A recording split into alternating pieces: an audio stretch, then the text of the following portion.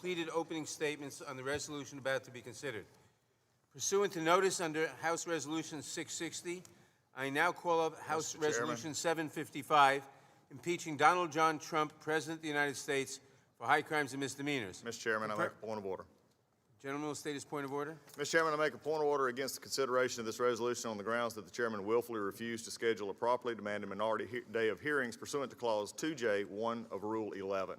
We'll entertain that point of order once we've completed calling up the resolution. I now call up H.Res. 755, impeaching Donald John Trump, President of the United States, for high crimes and misdemeanors. For purposes of markup, and move that the committee report the resolution favorably to the House. The clerk will report the resolution. H.Res. 755, impeaching Donald John Trump, President of the United States, for high crimes and misdemeanors. In the House of Representatives, December 10, 2019. Mr. Nadler submitted the following resolution, which was referred to the Committee on the Judiciary. Resolution: impeaching Donald John Trump, President of the United States, for high crimes and misdemeanors. Resolved that Donald J. Trump, President of the United States, is impeached for high crimes and misdemeanors, and that the following articles of impeachment be exhibited to the United States Senate. Articles of impeachment exhibited by the House of Representatives of the United States of America in the name of itself and of the people of the United States of America against Donald J. Trump, President of the United States of America, and maintenance and support of its impeachment against him for high crimes and misdemeanors. Article 1, abuse of power. The Constitution provides that the House of Representatives shall have the sole power of impeachment, and that the President shall be removed from office of impeachment for the conviction of treason, bribery, or other high crimes and misdemeanors.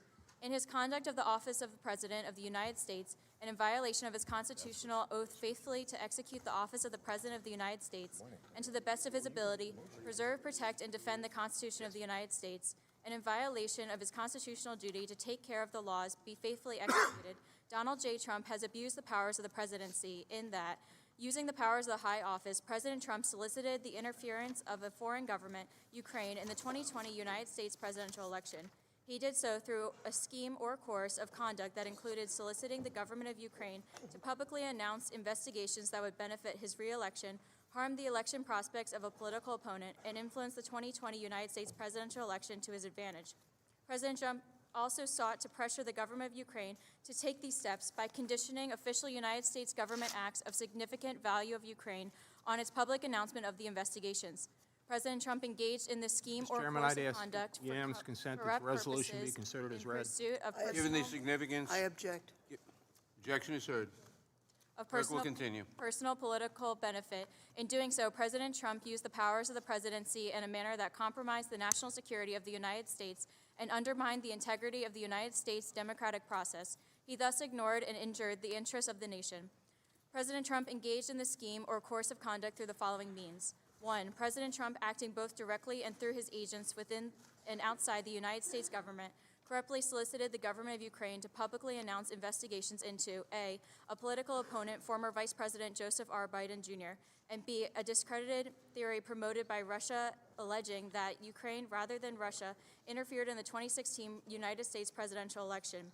2, with the same corrupt motives, President Trump, acting both directly and through his agents within and outside the United States government, conditioned 2 official acts on the public announcements that he had requested: A, the release of $391 million of United States taxpayer funds that Congress had appropriated on a bipartisan basis for the purpose of providing vital military and security assistance to Ukraine to oppose Russian aggression, which President Trump had ordered suspended; and B, a head of state meeting at the White House, which President of Ukraine sought to demonstrate continued United States support for the government of Ukraine in the face of Russian aggression. 3, faced with the public revelation of his actions, President Trump ultimately released the military and security assistance to the government of Ukraine, but has persisted in openly and corruptly urging and soliciting Ukraine to undertake investigations for his personal political benefit. These actions were consistent with President Trump's previous invitations of foreign interference in United States elections. In all of this, President Trump abused the powers of the presidency by ignoring and injuring national security and other vital national interests to obtain an improper personal political benefit. He has also betrayed the nation by abusing his high office to enlist a foreign power and corrupting democratic elections. Wherefore, President Trump, by such conduct, has demonstrated that he will remain a threat to national security and the Constitution if allowed to remain in office. He has acted in a manner grossly incompatible with self-governance and the rule of law. President Trump thus warrants impeachment and trial, removal from office, and disqualification to hold and enjoy any office of honor, trust, or profit under the United States. Article 2, obstruction of Congress. The Constitution provides that the House of Representatives shall have the sole power of impeachment, and that the President shall be removed from office of impeachment on impeachment for the conviction of treason, bribery, or other high crimes and misdemeanors. In his conduct of the office of the President of the United States and in violation of his constitutional oath, faithfully to execute the office of the President of the United States and to the best of his ability, preserve, protect, and defend the Constitution of the United States, and in violation of his constitutional duty to take care of the laws be faithfully executed, Donald J. Trump has directed the unprecedented, categorical, and indiscriminate defiance of subpoenas issued by the House of Representatives pursuant to its sole power of impeachment. President Trump has abused the powers of the presidency in a manner offensive to and subversive of the Constitution in that the House of Representatives has engaged in an impeachment inquiry focused on President Trump's corrupt solicitation of the government of Ukraine to interfere in the 2020 United States presidential election. As part of this impeachment inquiry, the committees undertaking the investigation served subpoenas seeking documents and testimony deemed vital to the inquiry from various executive branch agencies and offices and current and former officials. In response, without lawful cause or excuse, President Trump directed executive branch agencies, offices, and officials not to comply with those subpoenas. President Trump thus interposed the powers of the presidency against the lawful subpoenas of the House of Representatives and assumed to himself functions and judgments necessary to the exercise of the sole power of impeachment vested by the Constitution in the House of Representatives. President Trump abused the power of his high office through the following means. 1, directing the White House to defy a lawful subpoena by withholding the production of documents sought therein by the committee. 2, directing other executive branch agencies and offices to defy lawful subpoenas and withhold the production of documents and records from the committees, in response to which the Department of State, Office of Management and Budget, Department of Energy, and Department of Defense refused to produce a single document or record. 3, directing current and former executive branch officials not to cooperate with the committees, in response to which 9 administrative officials defied subpoenas for testimony, namely John Michael McMulvaney, Robert B. Blair, John A. Eisenberg, Michael Ellis, Preston Wells Griffith, Russell T. Vaught, Michael Duffy, Brian McCormick, and T. Ulrich Bruckbuhl. These actions were consistent with President Trump's previous efforts to undermine United States government investigations into foreign interference in the United States elections. Through these actions, President Trump sought to arrogate to himself the right to determine the propriety, scope, and nature of an impeachment inquiry into his own conduct, as well as the unilateral prerogative to deny any and all information to the House of Representatives in exercise of its sole power of impeachment. In the history of the Republic, no president has ever ordered the complete defiance of an impeachment inquiry or sought to obstruct and impede so comprehensively the ability of the House of Representatives to investigate high crimes and misdemeanors. This abuse of office served to cover up the president's own repeated misconduct and to seize the control of power of impeachment, and thus to nullify a vital constitutional safeguard vested solely in the House of Representatives. In all of this, President Trump has acted in a manner contrary to his trust as president and subversive of constitutional government, to the great prejudice of cause of law and justice, and to the manifest injury of the people of the United States. Wherefore, President Trump, by such conduct, has demonstrated that he will remain a threat to the Constitution if allowed to remain in office, and has acted in a manner grossly incompatible with self-governance and the rule of law. President Trump thus warrants impeachment, trial, removal from office, and disqualification to hold and enjoy the office of honor, trust, and profit under the United States. Thank you. The gentleman will now state his point of order.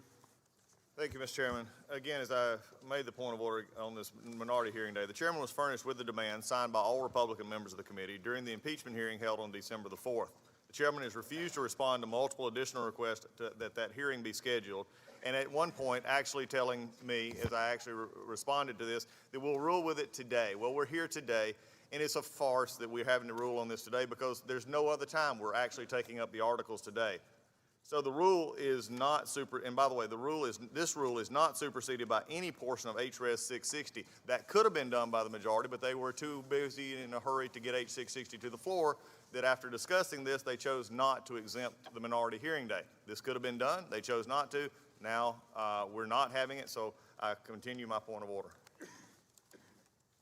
If I understand the gentleman's point of order, he asserts we are violating Clause 2J1 of House Rule 11 by conducting this markup before we have held the hearing that the minority members requested on December 4th. In my view, the gentleman is claiming a broader privilege than Clause 2J1 actually provides the minority. The minority has asked for a day of hearings on the matter of the December 4th hearing, which was the constitutional grounds for impeachment. I am willing to work with the minority to schedule such a hearing, but not before today's markup of the articles of impeachment. The House rule does not require me to schedule a hearing on a particular day, nor does it require me to schedule the hearing as a condition precedent to taking any specific legislative action. Otherwise, the minority would have the ability to delay or block majority legislative action, which is clearly not the purpose of the rule. I have reached this conclusion after reviewing the plain text and legislative history of the House rule, after considering prior precedent and committee practice, and after consulting with parliamentary authorities and the Congressional Research Service. I believe my scheduling decision in this case is reasonable for several reasons. First, the minority's views have not been shut out. The legislative history of the Minority Day Rule shows that it was written to prevent a committee majority from preventing the minority position from being represented in a hearing. As the report from the Joint Committee on the Organization of Congress in 1966 explains, it is normal procedure for witnesses representing both sides of the issue to give testimony at committee hearings. In those infrequent instances when witnesses representing the minority position are not allotted time, a minimum safeguard should exist to protect minority rights, unquote. Of course, that did not happen at the December 4th hearing. The minority had a witness at the hearing, Professor Turley, who ably represented their position and was afforded ample time to discuss that position. Rather than being shut out, the minority simply did not get as many witnesses as they would have preferred. But that is not the purpose of the House rule. Second, the minority and the President have special protections under House Resolution 660. The procedures provided under House Resolution 660 give the President and the minority a variety of special privileges to present evidence and subpoena witnesses. Thus, there are alternative procedures under HRES 660 by which witnesses can be requested and even subpoenaed, but they have not been exercised. Third, there is no precedent for the use of minority days to delay committee, legislative, or impeachment proceedings. It is clear from the legislative history that the Minority Day Rule is not intended to delay legislative activity. Again, as the Committee on the Organization of the Congress explicitly explained, we do not look upon this rule as an authorization for delaying tactics, unquote. The Minority Day Rule was made part of the House rules in 1971, but it was not invoked in either the Nixon or Clinton impeachments. As a matter of fact, the only precedent I am aware of in the context of impeachment took place several weeks ago in the Intelligence Committee. There, the minority also requested a day of hearings, even though they also had witnesses participate in their proceedings. The minority ultimately did not raise a point of order. While they did offer an amendment claiming that the Minority Day Rule had been violated, that amendment was rejected by the committee. Thus, there is no precedent supporting the gentleman's point of order, and the one precedent we have indicates that a point of order does not lie to delay consideration of articles of impeachment. Finally, past Judiciary Committee practice and precedent do not support the gentleman's point of order. Last year, a number of other members and I sent then-Chairman Goodlatte a Minority Day request. The chairman never responded to our request and never scheduled a hearing. I don't believe a single member of the then-majority argued in favor of us being granted a hearing under the rules. Back in 2005, then-Chairman Sensenbrenner scheduled the Minority Day hearing, but cut off witnesses, shut off the microphones, shut off the lights, and abruptly ended the hearing while members were seeking recognition to speak. Again, no one in the then-majority argued in favor of protecting our rights. As a result, there is no committee practice or precedent supporting the gentleman's point of order. For all the foregoing reasons, I do not sustain the point of order. Mr. Chairman. For what purpose does the gentleman seek recognition? I think it is very obvious by the length of the chairman's answer to my question that this has struck a nerve, seeing how the chairman himself says it in his own words from previous times. It is not the chairman's right to decide whether prior hearings are sufficient, or the chairman's right to decide whether he thinks they're acceptable, or the chairman's right to violate the rules in order to interfere. It is interesting to me that this time has become the issue. I've made my ruling on the point of order. Does the gentleman wish to appeal the ruling of the chair? I would like, for the sake of history, I'd like, for the sake of history, the chairman take one more minute. Does the gentleman wish to appeal the ruling of the chair? Yes or no? Yes. Obviously, we're on the clock and calendar of impeachment again because the chairman is doing this again. The appeal of the ruling of the chair is not sustained. I'd move to table this. Did you actually call for a vote? How is it not sustained? You didn't call for a vote. I sustained the point of order. I call for an appeal of the ruling of the chair. Now I call for a vote. I sustained the point. I ruled that the point of order is not well taken. Well, That's painfully obvious. I've appealed the ruling of the chair. And I move to table. The gentleman has appealed the ruling of the chair. The gentlelady has moved to table the appeal of the ruling of the chair. The motion to table is not debatable. All in favor of the motion to table, say aye. Aye. Opposed, no. Nope. The appeal of the motion, the appeal of the ruling of the chair is tabled. We will now proceed to amendments. Roll call. The gentleman asked for roll call on the motion to table the appeal of the ruling of the chair. The clerk will call the roll. Mr. Nadler? Aye. Mr. Nadler votes aye. Ms. Lofgren? Yes. Ms. Lofgren votes yes. Ms. Jackson-Lee? Yes. Ms. Jackson-Lee votes yes. Mr. Cohen? Aye. Mr. Cohen votes aye. Mr. Johnson of Georgia? Aye. Mr. Johnson of Georgia votes aye. Mr. Deutsch? Aye. Mr. Deutsch votes aye. Ms. Bass? Aye. Ms. Bass votes aye. Mr. Richmond? Yes. Mr. Richmond votes yes. Mr. Jeffries? Aye. Mr. Jeffries votes aye. Mr. Cicilline? Aye. Mr. Cicilline votes aye. Mr. Swalwell? Aye. Mr. Swalwell votes aye. Mr. Liu? Mr. Raskin? Aye. Mr. Raskin votes aye. Ms. Jayapal? Ms. Jayapal votes aye. Ms. Demings? Ms. Demings votes aye. Mr. Correa? Mr. Correa votes aye. Ms. Scanlon? Aye. Ms. Scanlon votes aye. Ms. Garcia? Aye. Ms. Garcia votes aye. Mr. Neguse? Mr. Neguse votes aye. Ms. McBath? Aye. Ms. McBath votes aye. Mr. Stanton? Aye. Mr. Stanton votes aye. Ms. Dean? Aye. Ms. Dean votes aye. Ms. McCarcel-Powell? Aye. Ms. McCarcel-Powell votes aye. Ms. Escobar? Aye. Ms. Escobar votes aye. Mr. Collins? No. Mr. Collins votes no. Mr. Sensenbrenner? No. Mr. Sensenbrenner votes no. Mr. Shabbat? No. Mr. Shabbat votes no. Mr. Gomert? Mr. Gomert votes no. Mr. Jordan? No. Mr. Jordan votes no. Mr. Buck? Mr. Buck votes no. Mr. Radcliffe? No. Mr. Radcliffe votes no. Ms. Roby? Ms. Roby votes no. Mr. Gates? Mr. Gates votes no. Mr. Johnson of Louisiana? Mr. Johnson of Louisiana votes no. Mr. Biggs? Mr. Biggs votes no. Mr. McClintock? No. Mr. McClintock votes no. Ms. Lesko? Ms. Lesko votes no. Mr. Reschenthaler? Mr. Reschenthaler votes no. Mr. Klein? No. Mr. Klein votes no. Mr. Armstrong? No. Mr. Armstrong votes no. Mr. Stube? Mr. Stube votes no. Has everyone voted who wishes to vote? The clerk will report.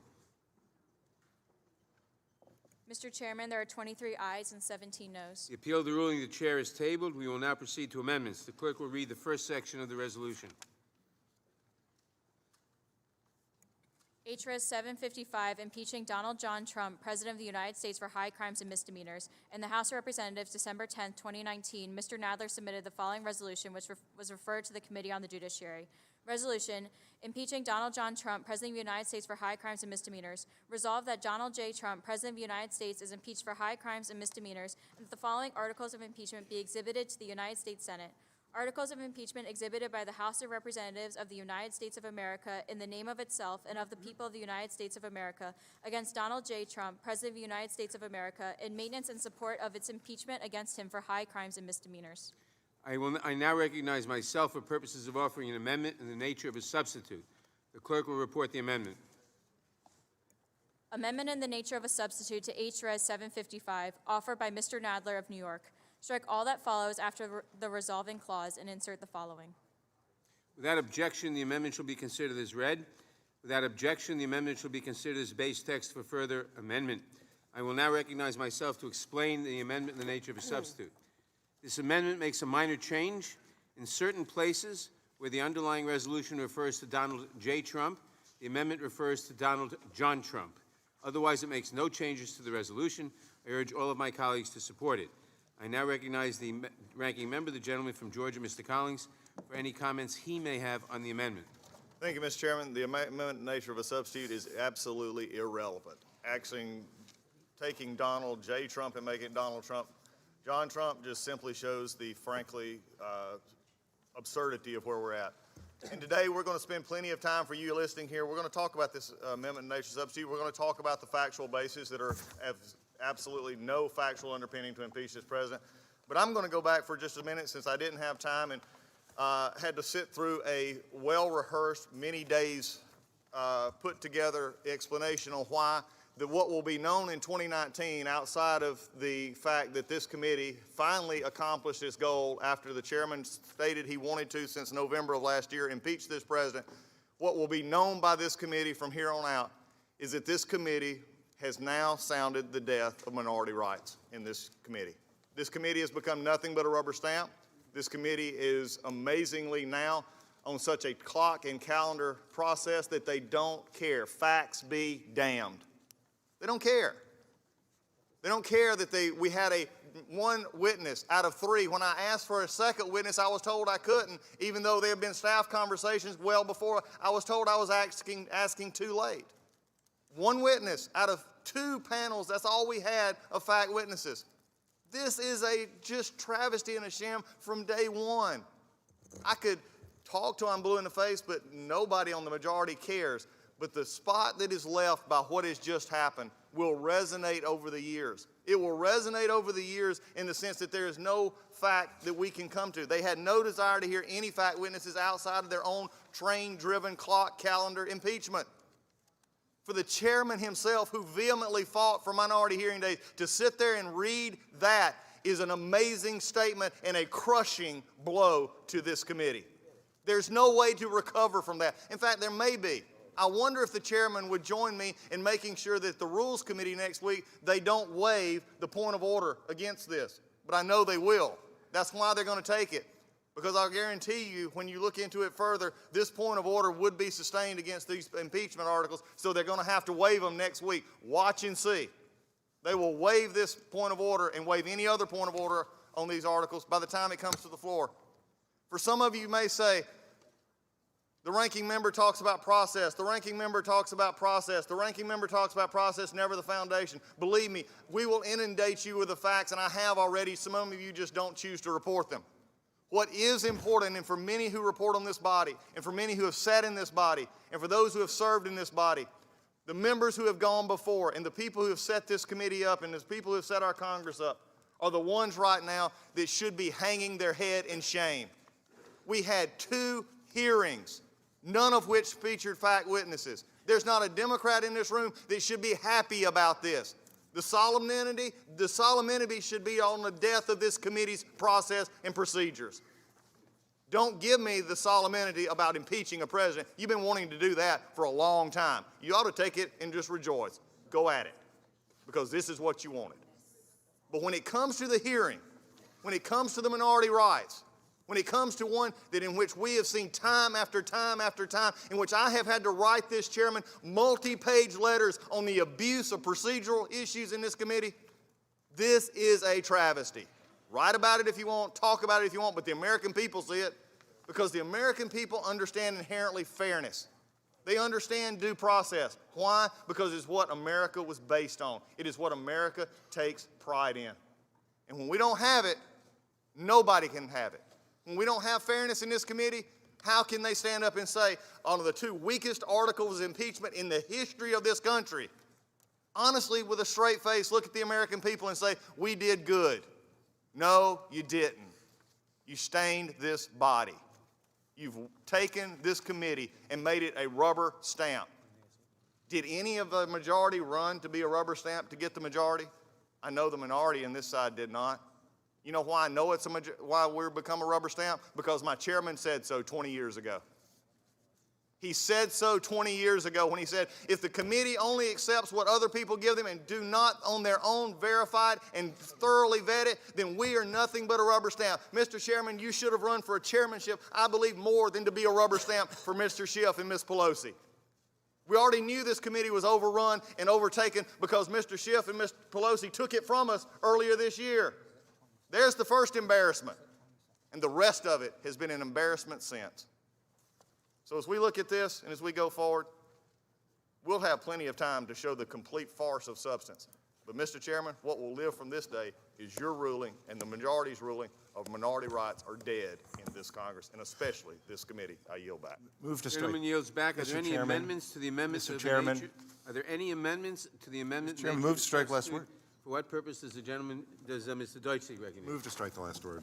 Gentleman is recognized. Mr. Chairman, I cannot allow the ranking member to mischaracterize your description of the history of this committee. It may be inconvenient for the ranking member to be forced to listen to the history of this committee and why everything that you just laid out is so important to the continuing of this committee representing and recognizing and respecting minority rights. But he chooses not to, so I'm going to restate it again.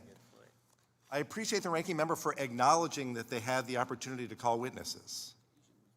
And that's consistent with the rules. But to then turn around and suggest that the rules are being trampled, the rules are dead, ignores everything that you just laid out. More than 50 years ago, the Joint Committee on the Organization of Congress made clear in their report to the House and Senate that it's normal procedure for witnesses representing both sides of the issue to give testimony at committee hearings.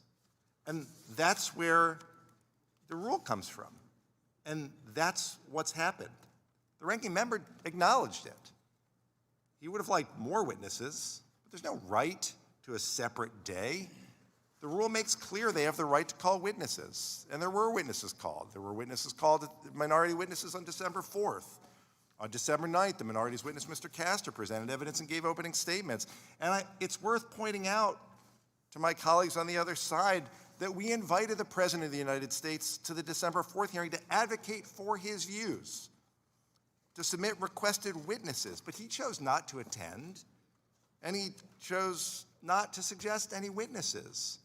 So before telling us the sky is falling and there's great disrespect for the rules, it's important to actually look at the rules. Did the gentleman just say I didn't request witnesses? That is wrong. The gentleman has the time. I thank the chairman. What I said is that the president was given the opportunity on December 4th to present himself. He was also given the opportunity to present witnesses, and he did not. So let's be careful in the way we suggest that rules are being violated when everything that's being done here is consistent with more than 50 years of interpretation of the rules and the very essence of why the rule was put together in the first place. So it's important. Facts really do matter. And we're not going to allow the minority to misinterpret the rules for their own benefit or to suggest that the history is irrelevant. It matters a lot. That's what's made this committee and this institution great, and I yield back. Gentleman yields back. Are there any amendments to the amendment in the nature of a substitute? Mr. Chairman, I For what purpose does Mr. Jordan seek recognition? have an amendment at the desk. The clerk will report the amendment. I reserve a point of order. Gentlelady reserves a point of order.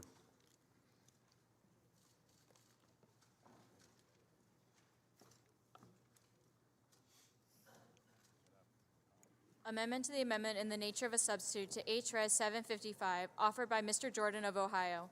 Page 1, beginning on line 12, strike Article 1 and redesignate the succeeding article accordingly.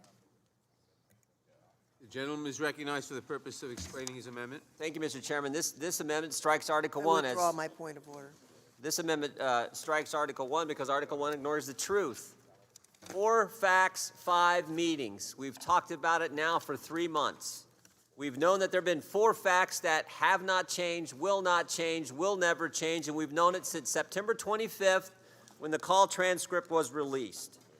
The call transcript shows no quid pro quo. What's interesting is the day the transcript came out, even Chairman Nadler said there was no quid pro quo in the call transcript. We know, second, that the 2 individuals on the call, President Zelensky, President Trump, have both said no pressure, no pushing, no linkage whatsoever between security assistance money and any type of announcement of an investigation. We know that the Ukrainians knew at the time of the call, didn't know at the time of the call that the aid had been held up, and most importantly, we know the Ukrainians took no action, no start of an investigation, no promise to start an investigation, no announcement on CNN, via tweet, no announcement whatsoever that there was going to be any type of investigation into Burisma or the Bidens to get the aid released. Those 4 facts have never changed. Second, 5 key meetings that took place between July 18th when the aid was paused, September 11th when the aid was released. 5 key meetings. We have the phone call. July 25th, which you just described. Second, the very next day, we have Ambassadors Volker, Sondland, Taylor meeting with President Zelensky. Third, Ambassador Bolton met with President Zelensky on August 29th. Fourth, Vice President Pence met with President Zelensky on September 2nd. And fifth, on September 5th, we have bipartisan Senator Johnson, Senator Murphy meeting with President Zelensky. In none of those 5 meetings, none, did linking dollars, security assistance dollars, to an investigation come up? Never came up. And you would think in the last two, after they knew on August 29th via the Politico article that they knew the aid was held, you would think it would come up in those last two meetings, but it didn't come up. 4 facts, 5 meetings have never changed. Article 1 in this resolution ignores the truth, it ignores the facts, it ignores what happened and what has been laid out for the American people over the last 3 weeks. So I hope that this committee will come to its senses, that it'll adopt the amendment and strike Article 1 from the resolution. With that, Mr. Chairman, I yield back. Mr. Mr. Chairman, I Chairman is move to back. strike the I last now recognize word. Mr. Cicilline in opposition to the amendment. Thank you, Mr. Chairman. I move to strike the last word. Mr. Chairman, this amendment attempts to strike Article 1 in its entirety, so I want to go through the evidence that was actually developed during the course of this investigation, and particularly first begin with a focus on the President's own conduct. The President of the United States hired Rudy Giuliani, his personal lawyer, to go to Ukraine and lead this scheme to smear Vice President Biden. He then began a campaign personally to smear Ambassador Yovanovitch, and then ultimately directed that she be fired to clear the way of this anti-corruption champion so that his scheme could be fully implemented. He directed a hold on the military aid to Ukraine, and no one could provide any other explanation unrelated to his scheme to pressure them to interfere in the 2020 election. Then the President, in his own words, on July 25th, gets on the telephone and asks President Zelensky for a favor to begin an investigation of his chief political rival, former Vice President Joe Biden. There's a readout of the call-in evidence, which is a detail of this conversation. There's direct evidence from Alexander Vindman, Williams, Mr. Morrison, who listened in on and heard the President utter those words right out of his own mouth, pressuring a foreign leader to corrupt our elections. The President then made admissions in public on October 2nd, October 3rd, and October 4th, then invited another foreign power, China, to interfere in the American presidential election. The Chief of Staff acknowledged that the President directed him to put this unexplained hold on aid to Ukraine. The President directed the Vice President not to attend the inauguration of President Zelensky because he hadn't yet got what he was demanding, a public announcement intended to damage his political opponent.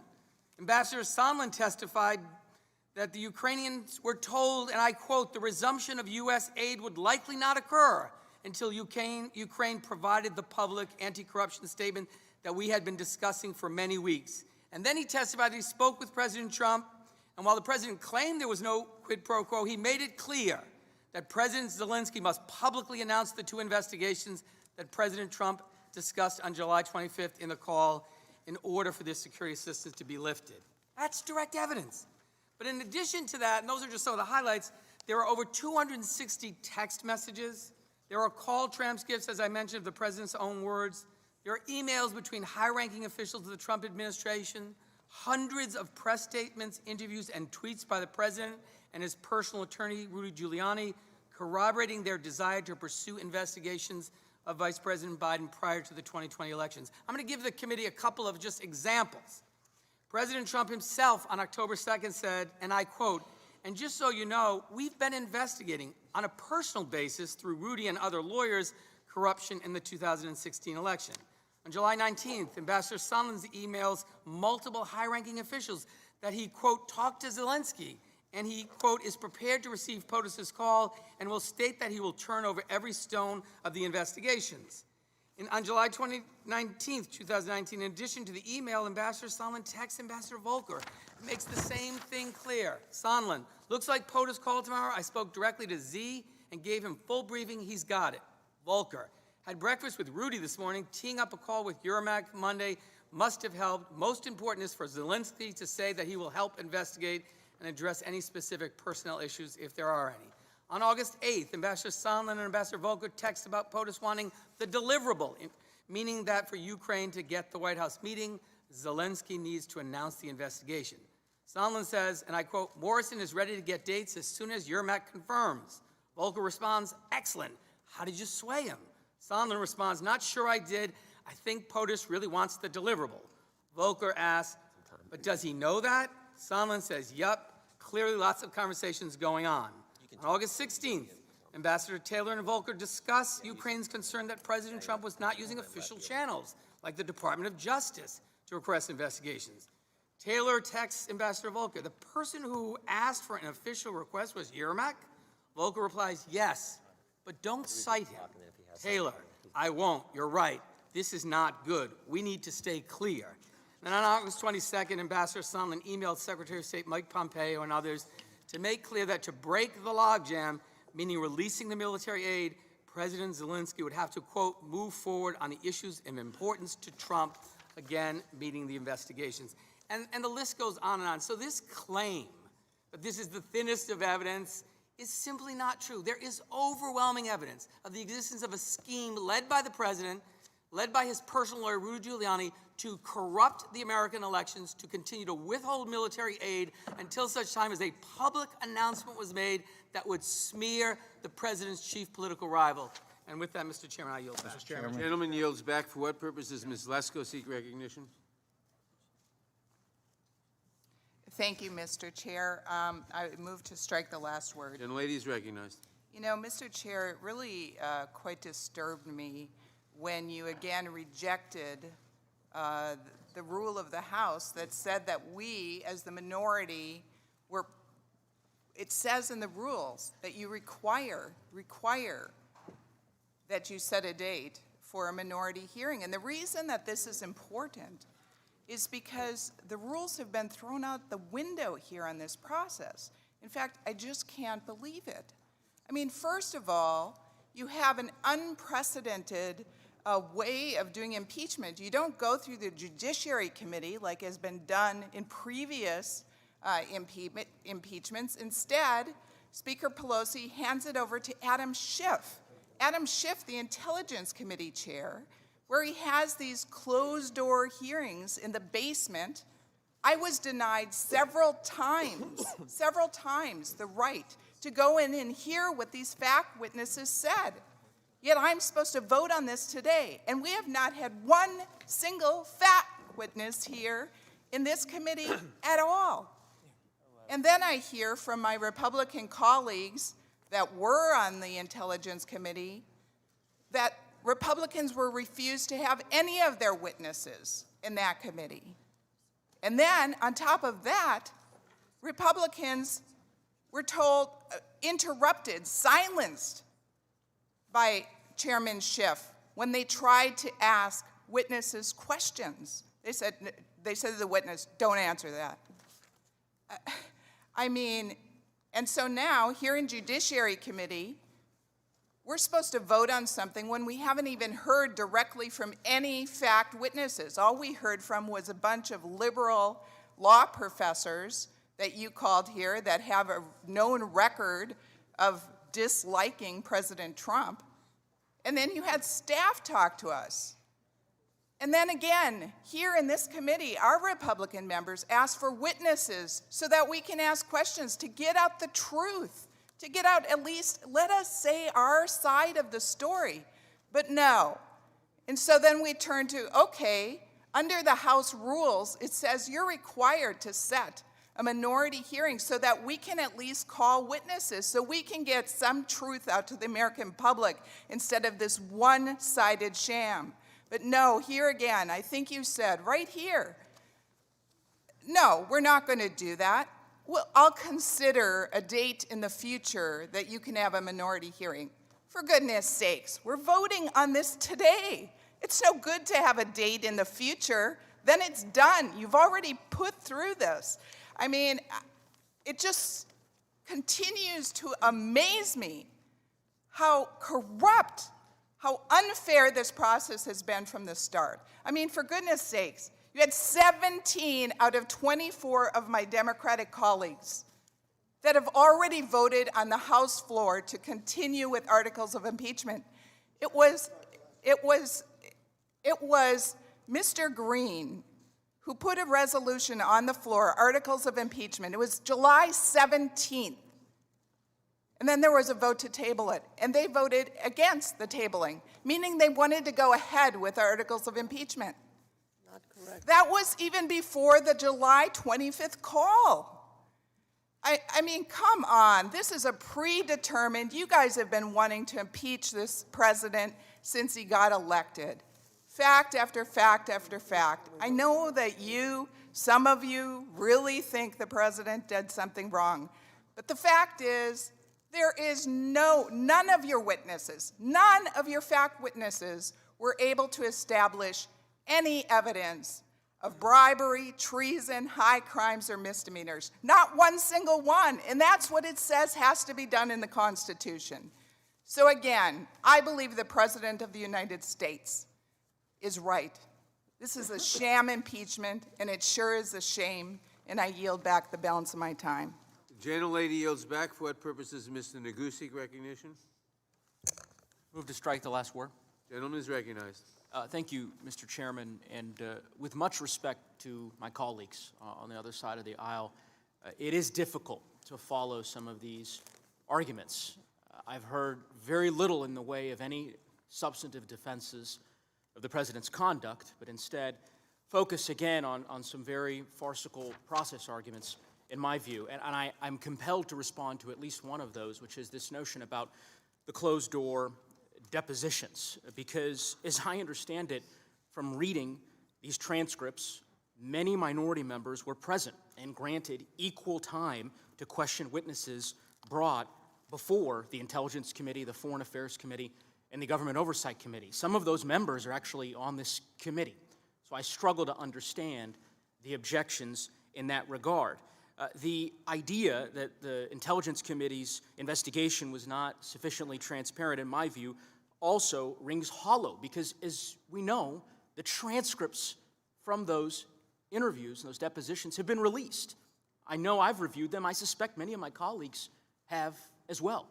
And if you did not review those transcripts, you surely watched the live testimony of Ambassador Sondland, Lieutenant Colonel Vindman, and so many other public servants over the course of many weeks, as millions of Americans watched along with us. So again, I understand that we're going to have a robust debate about the legal standards that govern the inquiry that is before us and the decision we make on these articles, but let us stay true to the facts, and let's dispense with these process arguments and get to the substance of why we are here today. I will also just say, historical context matters. I was not on the Judiciary Committee in 1999 and 1998, but my understanding is at that time the Judiciary Committee did not examine any fact witnesses during the Clinton impeachment inquiry.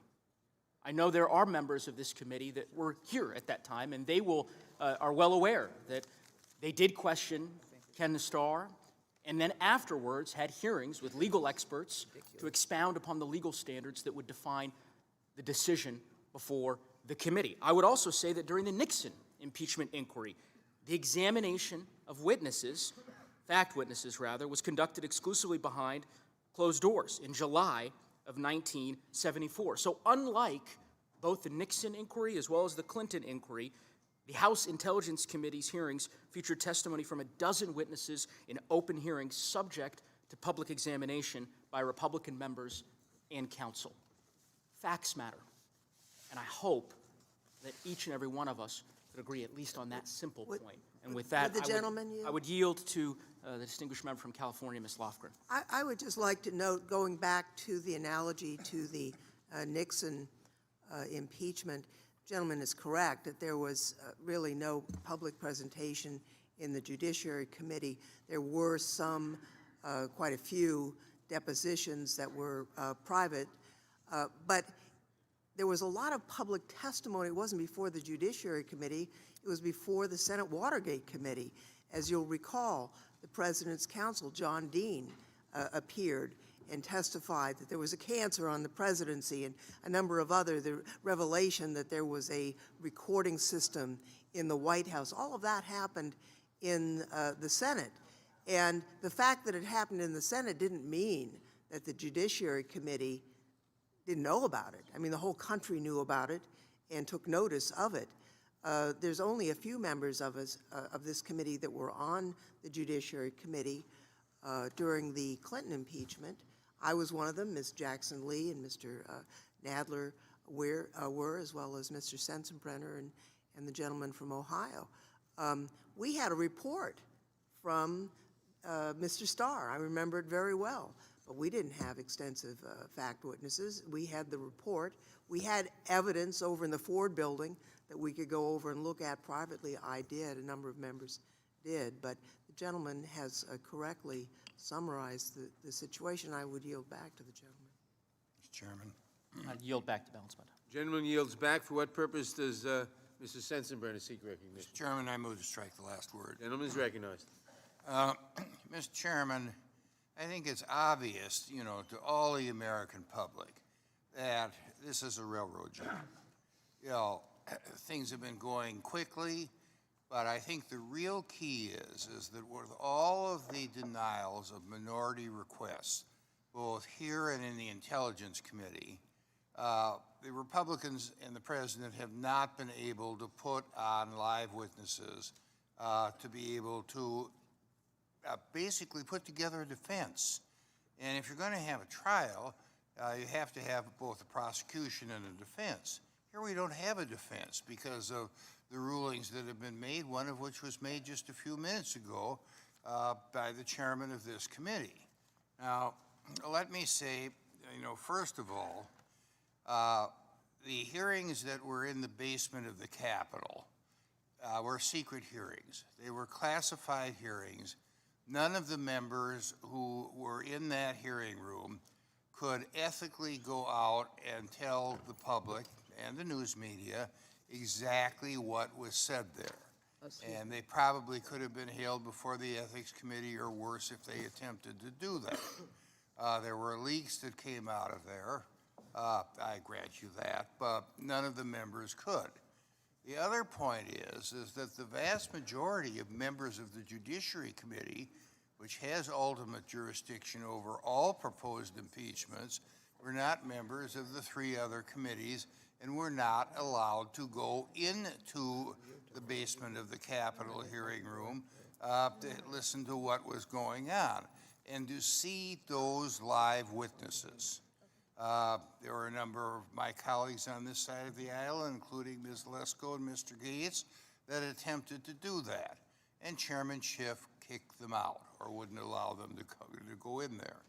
Now, when you have a trial, you really cannot make a determination on exactly whether the witnesses are telling the truth or exaggerating or mixing it up or spinning it some way or the other without looking at them in person.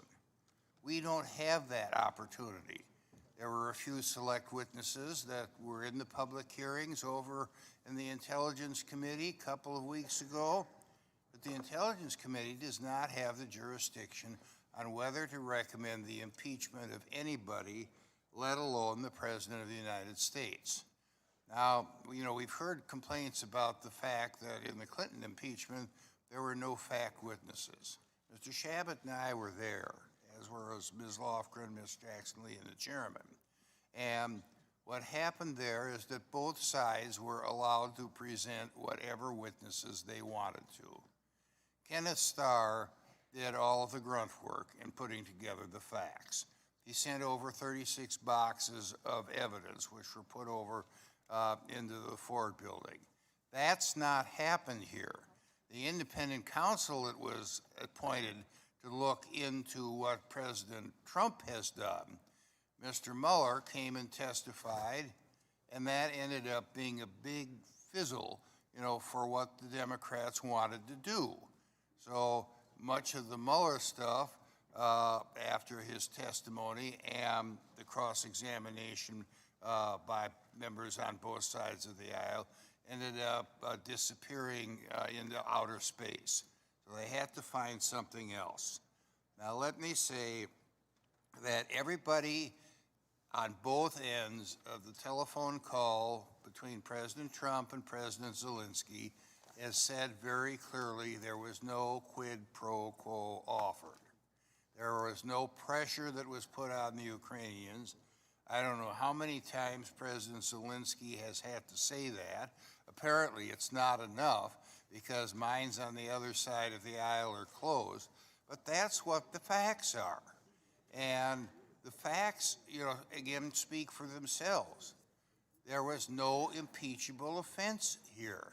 And that's why Article 1 of the impeachments ended up falling flat on its face, and that it should be stricken, and I support the amendment to strike it from the gentleman of Ohio and yield back. Mr. Chairman. Gentleman yields back. The gentlelady.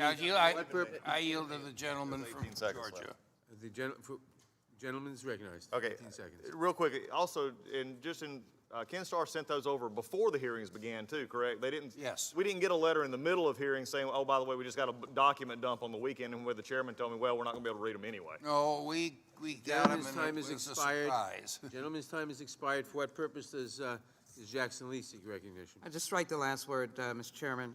Gentlelady is recognized. I think before I begin to comment on the discussion here, that it is important to remind all of us that the president abuses power and is a continuing threat not only to democracy but to our national security. We do not take this lightly. We take it very seriously. And I beg to differ with my dear friend. As one who was here for the impeachment proceedings in 1998, along with my colleagues, both Mr. Sensenbrenner, Mr. Chabot, Mr. Nadler, Ms. Loughran, let me be very clear of the distinctive difference that we had then at that time. For the American people, the special prosecutor was an independent statute that allowed both Mr. Jaworski during the Nixon impeachment proceedings and then Mr. Starr to have an independent process of investigation. The Congress was not privy to any of that investigation at all. They proceeded. They were not interfered with, as Mr. Mueller was, by the DOJ, because he was an employee of the Department of Justice. And his employer, his boss, came out and characterized his report before he could even discuss it. In the instance of the proceedings of 1998, the Congress received a report, just as both our friends on the other side of the aisle and we, in the majority, received reports from the impeachment inquiry committees, who were investigatory committees. They did their work, yes, in a classified setting, as I imagine both Mr. Starr and Mr. Jaworski had to do in certain instances. They were like prosecutors. They had witnesses that were not in the public. And then, of course, there were full public hearings, 17 witnesses, first-hand witnesses who heard the call and testified not on any second-hand knowledge, but first-hand knowledge. It is clear that we're dealing with a question of a continuing threat, which is why we have to respond.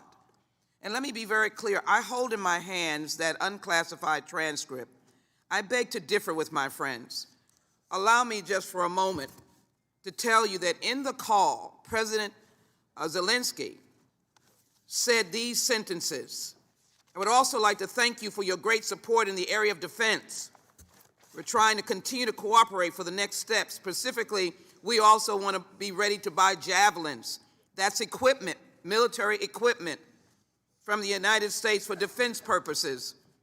Ukraine, in the midst of a war against a nation that shot down at least some of those alleged to be separatists using Russian weapons, a commercial airliner. This is a serious war where our men and women with military and in the military are on the ground trying to assist. And here's the very next sentence. The very next sentence is not, yes, let's get with the Department of Defense. Let's review your request. The very next sentence, I would like you to do a favor, though. This is a discussion about defense. The next sentence should have been, I think we are well aware of your difficult predicament. I'm going to have you talk to the Secretary of Defense, but it said a couple of sentences later, I would like to have the Attorney General call you or your people, and I'd like you to get to the bottom of it. Investigation. So I would just offer to say that it is not frivolous and without facts that we proceed. We proceed with facts. and we take this in a very somber manner. Would the gentlelady yield? I'd be happy to yield to the gentlelady for a moment. I would just like to note that while this aid was being withheld, people died. I'd like to ask unanimous consent to put into the record an article from the Los Angeles Times entitled "Trump Froze Military Aid as Ukrainian Soldiers Perished in Battle." Without objection. And note also that the highest death toll on any day in the Ukraine-Russian war was August 7th of this year, while aid was being withheld. So this had life and death consequences, and I yield back to the gentleman. Very quickly, let me say my predecessor, Barbara Jordan, said that impeachment is designed for the president and his high ministers somehow to be called into account. That is all we're doing on behalf of the American people and protecting the national security of this nation. I yield back. The Mr. Chairman, gentlelady yields Mr. back. Chairman. What purpose does Mr. Shabbat strike the last word. Gentleman strikes the last word. The gentleman's recognized. Thank you, Mr. Chairman. I yield to the ranking member. Yeah, just real quickly, the gentlelady from California just misstated something that I addressed head-on last night. And Undersecretary Hale stated this was prospective money. It was not interfering. It was not dealing with the issue that's going on now. You're in a war. For those of us who've actually been in a war zone, people do die in a war zone. This money did not stop that. That is something that cannot continue to be perpetrated upon this world. I yield back to Mr. Thank you. Reclaiming my time, Mr. Chairman, the biggest difference in the Clinton impeachment and this one is that President Clinton committed a crime, perjury. This president isn't even accused of committing a crime. The Constitution is pretty clear on what constitutes an impeachable offense: treason, bribery, and other high crimes and misdemeanors. It's not treason, bribery, and other high crimes and misdemeanors, or whatever else Nancy Pelosi and Adam Schiff deem impeachable. Now, I think we can all agree that no president should abuse the powers of his or her office, just like the chairman of a House committee shouldn't abuse the powers of his office to obtain and publish the phone records of the president's personal attorney, a member of the media, and the ranking member of that same committee. But that doesn't make alleged abuse of power a high crime or misdemeanor. In their newly authored memo on constitutional grounds for impeachment, the majority on this committee goes to great lengths to explain why abuse of power is an impeachable offense, specifically mentioning it was one of the charges against both Richard Nixon and Bill Clinton. What they don't mention is that the House of Representatives has never adopted alleged abuse of power as a charge in a presidential impeachment. Why? Because there's no criminal statute describing what alleged abuse of power actually is. Abuse of power is therefore a vague, ambiguous term open to the interpretation of every individual. Because abuse of power lacks a concise legal definition, there's a higher burden of proof on those pursuing such a charge to show the actions of the president rise to the level of impeachment. I believed that Bill Clinton had abused the power of his office, but we failed to convince our colleagues in the House, and that particular charge was rejected by the full House. In this case, the evidence provided is less convincing. In fact, I'd argue it's non-existent. First, there was no quid pro quo. Second, it's a widely known fact that Ukraine is one of the most corrupt countries on the planet. It's why Congress required the administration to certify that the Ukrainian government had taken steps to clean up corruption before military aid could be provided to the country. President Trump was well aware of that fact and quite skeptical of giving Ukraine foreign aid long before the now famous July 25th phone call. Third, Ukraine actually received the aid after the president was satisfied that Ukraine had taken meaningful steps to address corruption, which again is an obligation required by law. Based on the actual facts of this case as opposed to the hearsay and innuendo compiled by the Intelligence Committee, it's clear that no abuse of power ever took place, and there certainly isn't enough evidence to support an article of impeachment.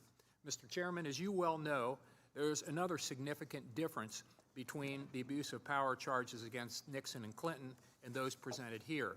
In the Nixon and Clinton impeachments, abuse of power was a tacked-on charge, far less important in those cases than the actual high crimes charged against both of them. Here, it's the main thrust of the House Democrats' entire case. Let me put it another way. The entire argument for impeachment in this case is based on a charge that is not a crime, much less a high crime, and that has never been approved by the House of Representatives in a presidential impeachment before, ever in history. If that's the best you got, you wasted a whole lot of time and taxpayer dollars all because so many of you, Mr. Chairman, hate this president. And one last thing. I guess we now know why Nancy Pelosi was focus grouping bribery as a potential charge, because she was desperately searching for a crime, any crime, to justify this sham impeachment. But that effort was abandoned because she knows, most members of Congress know, and now the American people know, there simply wasn't a crime committed here, and there shouldn't be an impeachment here either. I yield back. Will the gentleman yield Mr. for Chairman. question? Gentleman yielded back. Mr. Chairman, For what purpose does Mrs. Swalwell seek recognition? to strike the last word. Gentleman is recognized. There are no crimes here. That is the defense my colleagues across the aisle are putting forward. How about the highest crime that one who holds public office could commit? A crime against our Constitution. After all, the Constitution is the highest, most supreme law of the land. Every other law, statutory laws included, derive from the Constitution, not the other way around. The president committed the highest crime against the Constitution by abusing his office, cheating in an election, inviting foreign interference for a purely personal gain, while jeopardizing our national security and the integrity of our elections. Now, the Constitution does not require President Trump have committed statutory crimes. After all, we in Congress are not criminal prosecutors. We do not prosecute crimes, we protect the Constitution. But since my colleagues keep bringing up what potential crimes a criminal prosecutor could charge the president with, let's go through some of them, because President Trump's conduct overlaps with criminal acts. Let's start with criminal bribery. 18 U.S. Code 201B2A. Relevant here, criminal bribery occurs when a public official demands or seeks anything of value personally in return for being influenced in the performance of an official act. Additionally, the public official must carry out these acts corruptly. Demands or seeks. President Trump demanded and sought the announcement and conduct of politically motivated investigations by President Zelensky. Anything of value personally. For the purposes of anti-bribery law, the phrase anything of value has been interpreted by the courts broadly to carry out the congressional purpose of punishing the abuse of public office. In return for being influenced, the third requirement. As the Intel Committee report demonstrated, President Trump sought an announcement of these investigations in return for performing two official acts. First, he conditioned release of vital military assistance on President Zelensky's investigations. And second, he conditioned a head of state meeting on these investigations. Fourth, performance of an official act. The courts have defined an official act as any decision or action, matter, cause, suit, proceeding, or controversy that may be pending or brought before a public official. Both of the acts in question, the military aid and the White House meeting, meet this requirement. Finally, corruptly. President Trump behaved corruptly throughout this course of conduct because he used his official office in exchange to seek a private benefit. A second crime, honest services fraud. 18 U.S. Code, Section 1346. President Trump knowingly and willfully orchestrated a scheme to defraud the American people of his honest services as President of the United States. This has been aligned often in the courts with bribery, except it also includes using a wire communication. Clearly, the July 25... Will the gentleman yield for a question? I will not yield. Clearly, the July 25 phone call constitutes a wire communication. So there you have it. At least two criminal statutory crimes. However, all of these conversations about statutory crimes are moot because the President of the United States refuses to allow his own Department of Justice to indict him. So the President may be charged with crimes statutorily one day, but that's not what we're doing here on this day. And we are not restricted like the Department of Justice is. So we will uphold our duty to charge the President with the crimes against the Constitution that he has committed, using your taxpayer dollars. jeopardizing the integrity of your vote for a purely political purpose and a purely personal gain. And Mr. Chairman, with that, I Would yield the back. chairman- And I would would the yield to the gentleman gentlelady from California. I appreciate the gentleman's recitation of that fact. As a former prosecutor, you speak with tremendous authority. I would just like to note that the argument that somehow lying about a sexual affair is an abuse of presidential power, but the misuse of presidential power to get a benefit somehow doesn't matter. If it's lying about sex, we could put Stormy Daniels' case ahead of us. We don't believe that's a high crime and Gentlewoman misdemeanor. yield. No, and it is not before us, and it should not be for us, because it's not an abuse of presidential power. I yield back.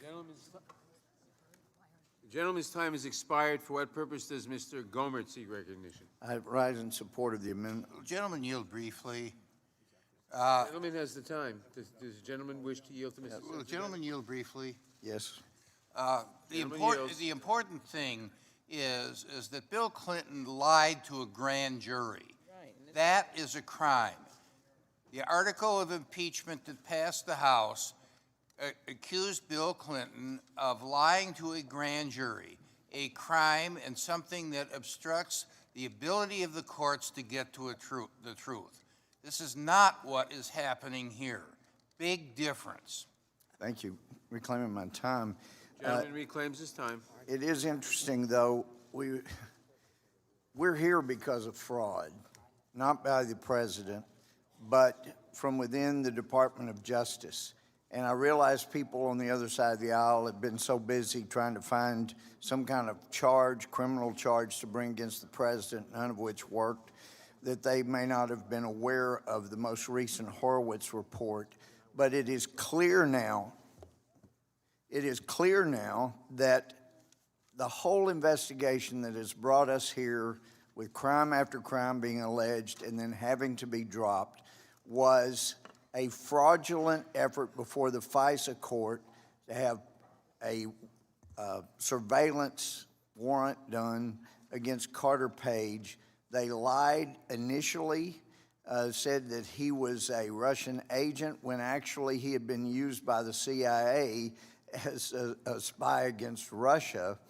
And so they lied, it was fraudulent, and there hopefully will be people that will answer for their crimes and their fraud in the Department of Justice in the days to come, and it sounds like that should be the case. And there was fraud all the way through, but for 3 years we had been hearing about the crimes of the candidate Trump and then the crimes of President Trump. And we come now today based on the initial fraud that got this whole impeachment stuff started. And no one on the other side is willing to acknowledge the fraud that brought us here, nor the fact that so many people here have been screaming about the president's crimes.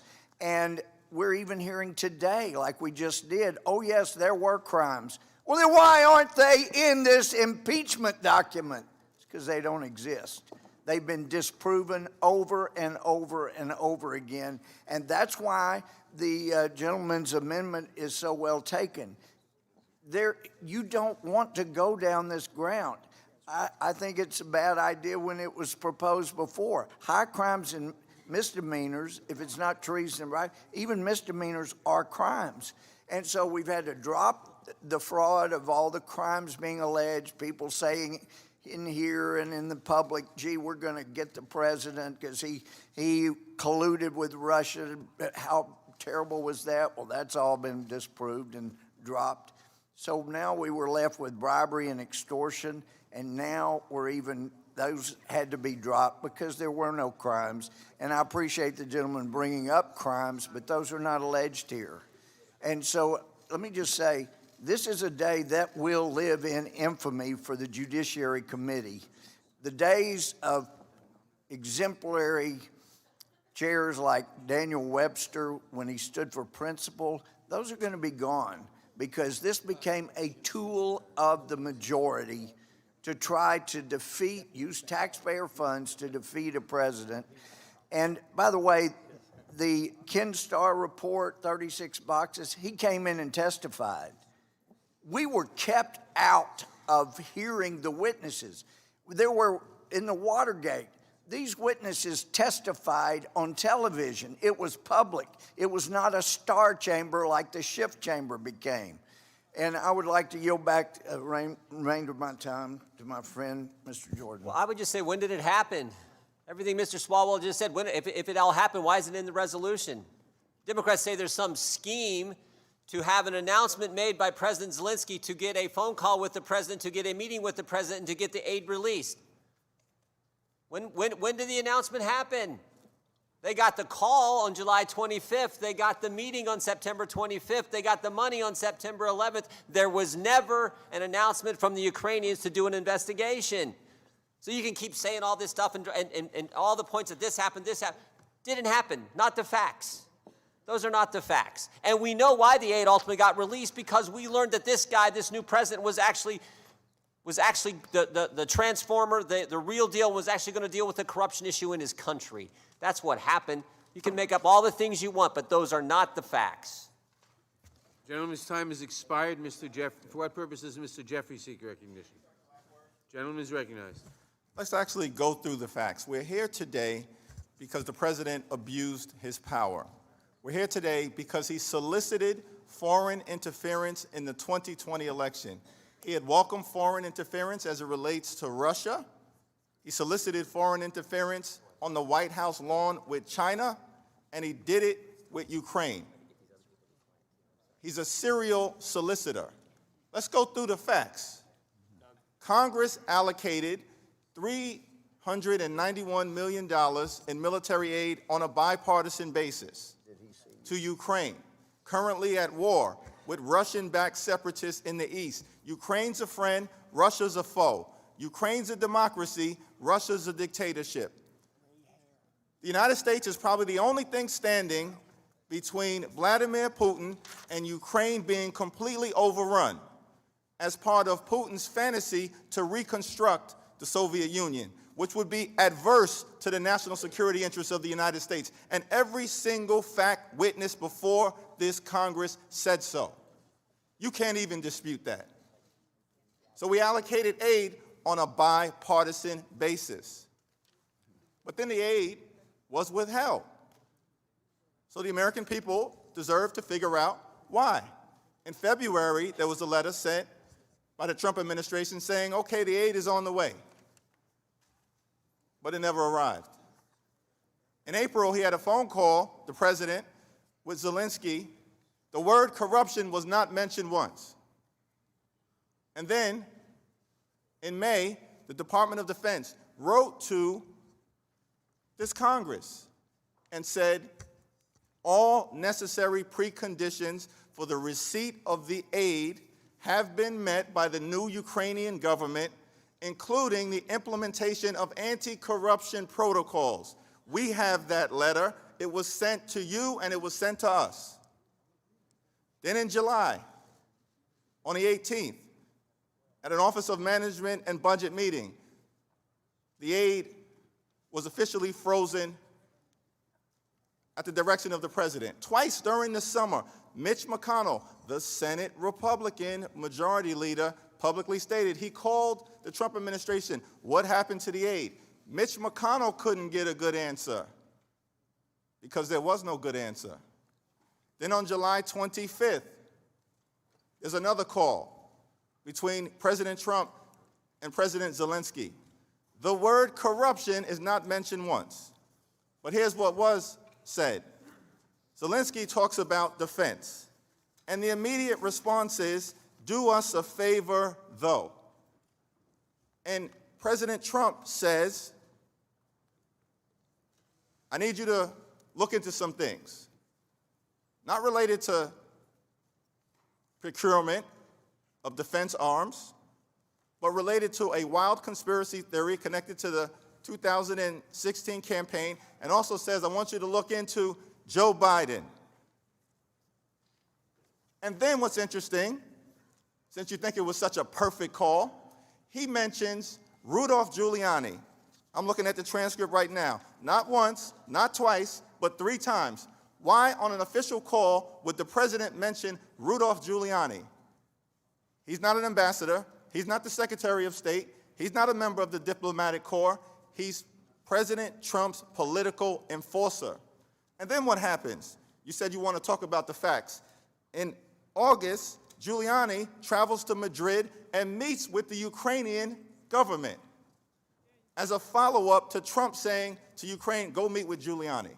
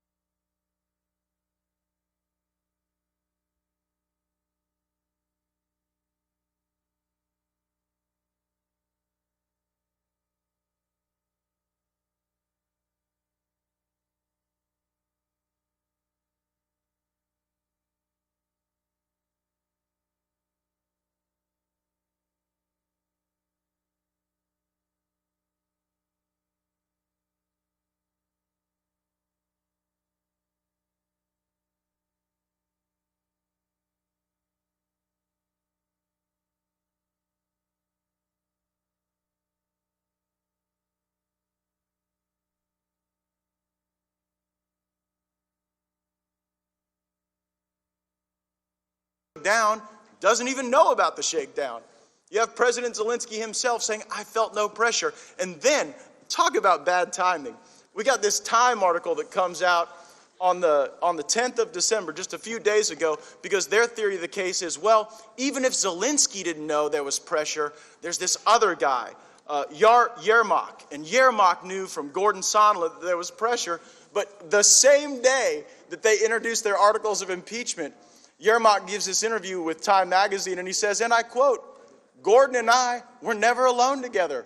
We bumped into each other in the hallway next to the escalator as I was walking out. And I remember everything. It's fine with my memory.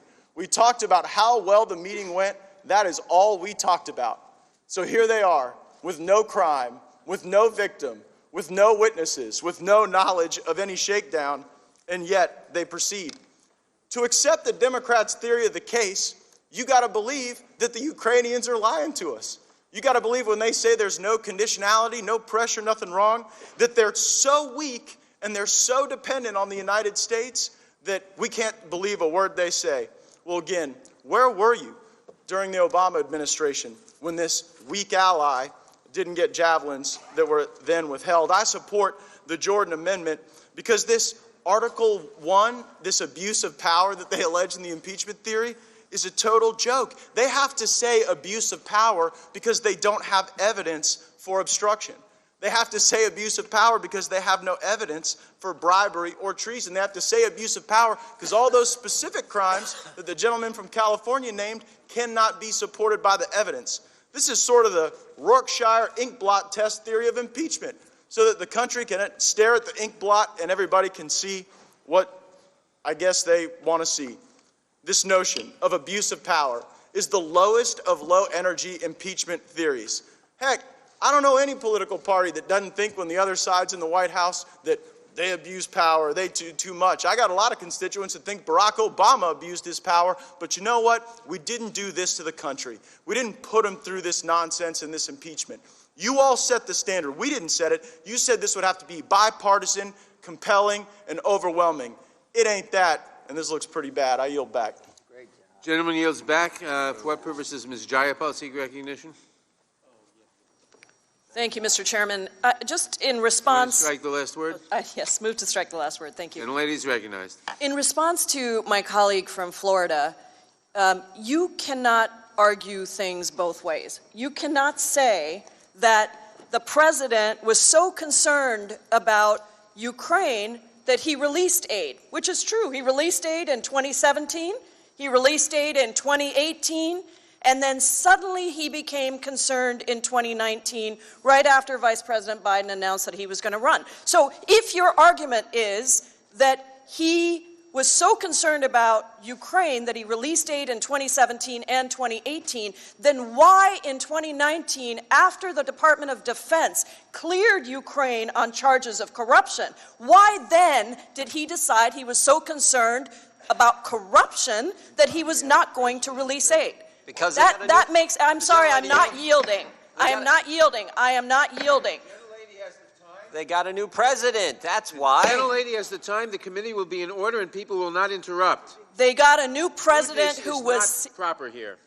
Thank you, Mr. Gentlelady Chairman. will continue. They got a new president who was known to be an anti-corruption fighter. So that argument has no weight whatsoever. Now, if you want to argue that the president was so concerned about corruption at that particular moment, you have to look at the whole record of U.S. policy and our agreement that the Department of Defense would look under certain conditions before they release military aid to determine whether or not a country had satisfied those requirements around corruption, and the Department of Defense released that report. Nowhere between the time that Donald Trump withheld aid and the time that he released that aid was there an additional assessment required or done. In fact, the Department of Defense decided they didn't need to do another assessment because they had already done the assessment. So at the end of the day, I have only two questions for my colleagues on the other side. And these are the two questions. Forget about President Trump. Forget about President Trump. Will any one of my colleagues on the other side say that it is an abuse of power to condition aid on official acts? Well, forget about President Trump. Forget about President Trump. Is any one of my colleagues willing to say that it is ever okay for a president of the United States of America to invite foreign interference in our elections? Not a single one of you has said that so far. I'll say I it. yield to my colleague from Texas. Will the gentlelady yield so we can answer the question? Yeah, I'll be glad to answer You want to answer the question. question? She asked I the want to question, break we're this glad to down. answer it. Gentlelady has the time, and the And members... she asked us a question. The members here know perfectly well it is out of order to interrupt members who have the time. The gentlelady Unless they ask you a question. Gentlelady has yielded to whom? She asked us a question. Gentlelady yielded to whom? Ms. Escobar now has the time yielded by Thank you, Ms. Chairman. Jayapal. Thank you, Chairman. Thank you, Representative Jayapal. I want to break this down in simple terms for the American public because our Republican colleagues are working overtime to try to convince us that we didn't see what we saw with our own eyes and we didn't hear what we heard with our own ears. Let's bring it down to an example that was used during the hearing. If a governor, if a community suffers a natural disaster and the governor of the state has aid that will help that community, but calls the mayor of your community and says, I want you to do me a favor, though, and conditions with giving the aid to the community on the police chief smearing his political opponent, has there been a crime? The answer is yes. And that governor would go to jail. If that governor later releases the aid after he got caught, it doesn't matter. He still committed the crime. Furthermore, if that governor says during the investigation, I'm going to defy the subpoenas, we're going to fight the subpoenas, guess what would happen to that governor? He's committed a crime. He would go to jail. If the governor then tried to cover up his wrongdoing, cover it up so that his people, his constituents, couldn't see his wrongdoing, what would happen to that governor? Did he commit a crime? Yes, he would go to jail. So as wildly as they're trying to convince you that there was no wrongdoing, I want the American public to understand what is going on here. It's clear as day. We've seen it with our own eyes. We've heard it with our own ears. Facts matter. I yield back. Thank you, Ms. Escobar, and I would just again close with this single question. Is it ever okay for a president to condition official action on personal gain? I yield back. Mr. Chairman. Unanimous, Mr. Chairman. Who seeks recognition? For what purpose does the gentleman seek recognition? Unanimous consent request. I'd like to ask unanimous consent to introduce into the record. I cannot hear you, sir. Sorry? I can't hear you. I'd like to ask unanimous consent to introduce into the record the transcript of the call where the president says, I would like you to do us a favor. Without objection, the transcript will be introduced. The call record will be introduced. For what purpose does Mr. Buck seek recognition? Strike the last word. Gentleman is recognized. Thank you, Mr. Chairman. I want to address Mr. Swalwell's, thank you for coming back, Mr. Swalwell's comments that there are definitely crimes in this situation. First of all, I believe Mr. Swalwell, during the Mueller investigation, went on national TV and said something to the effect of an indictment is coming. He knew it. An indictment is coming. So I know Mr. Swalwell knows crimes. He was a prosecutor. And he also knows the obligation that a prosecutor has not to bring a crime, not to bring a charge, unless there's a reasonable probability of conviction. I would direct Mr. Swalwell to the elements of bribery. Whoever, being a public official, corruptly demands or seeks personally anything of value in return for being influenced in the performance of an official act. The Department of Justice's Criminal Division Public Integrity Section opined in September that something as nebulous as an investigation is not of sufficient concrete value to constitute something of value under this statute. They also, the other element that is at question here, and one of the reasons I think that we need more than 1 week as the Committee of Jurisdiction to look into this matter, is because if there are crimes, we should be bringing experts, we should be bringing in testimony, and if there is a crime, I think it is far more fair to charge pass articles of impeachment on a president where the president can defend against specific elements as opposed to something as vague as abuse of power. Mr. Swalwell, the official act that you talk about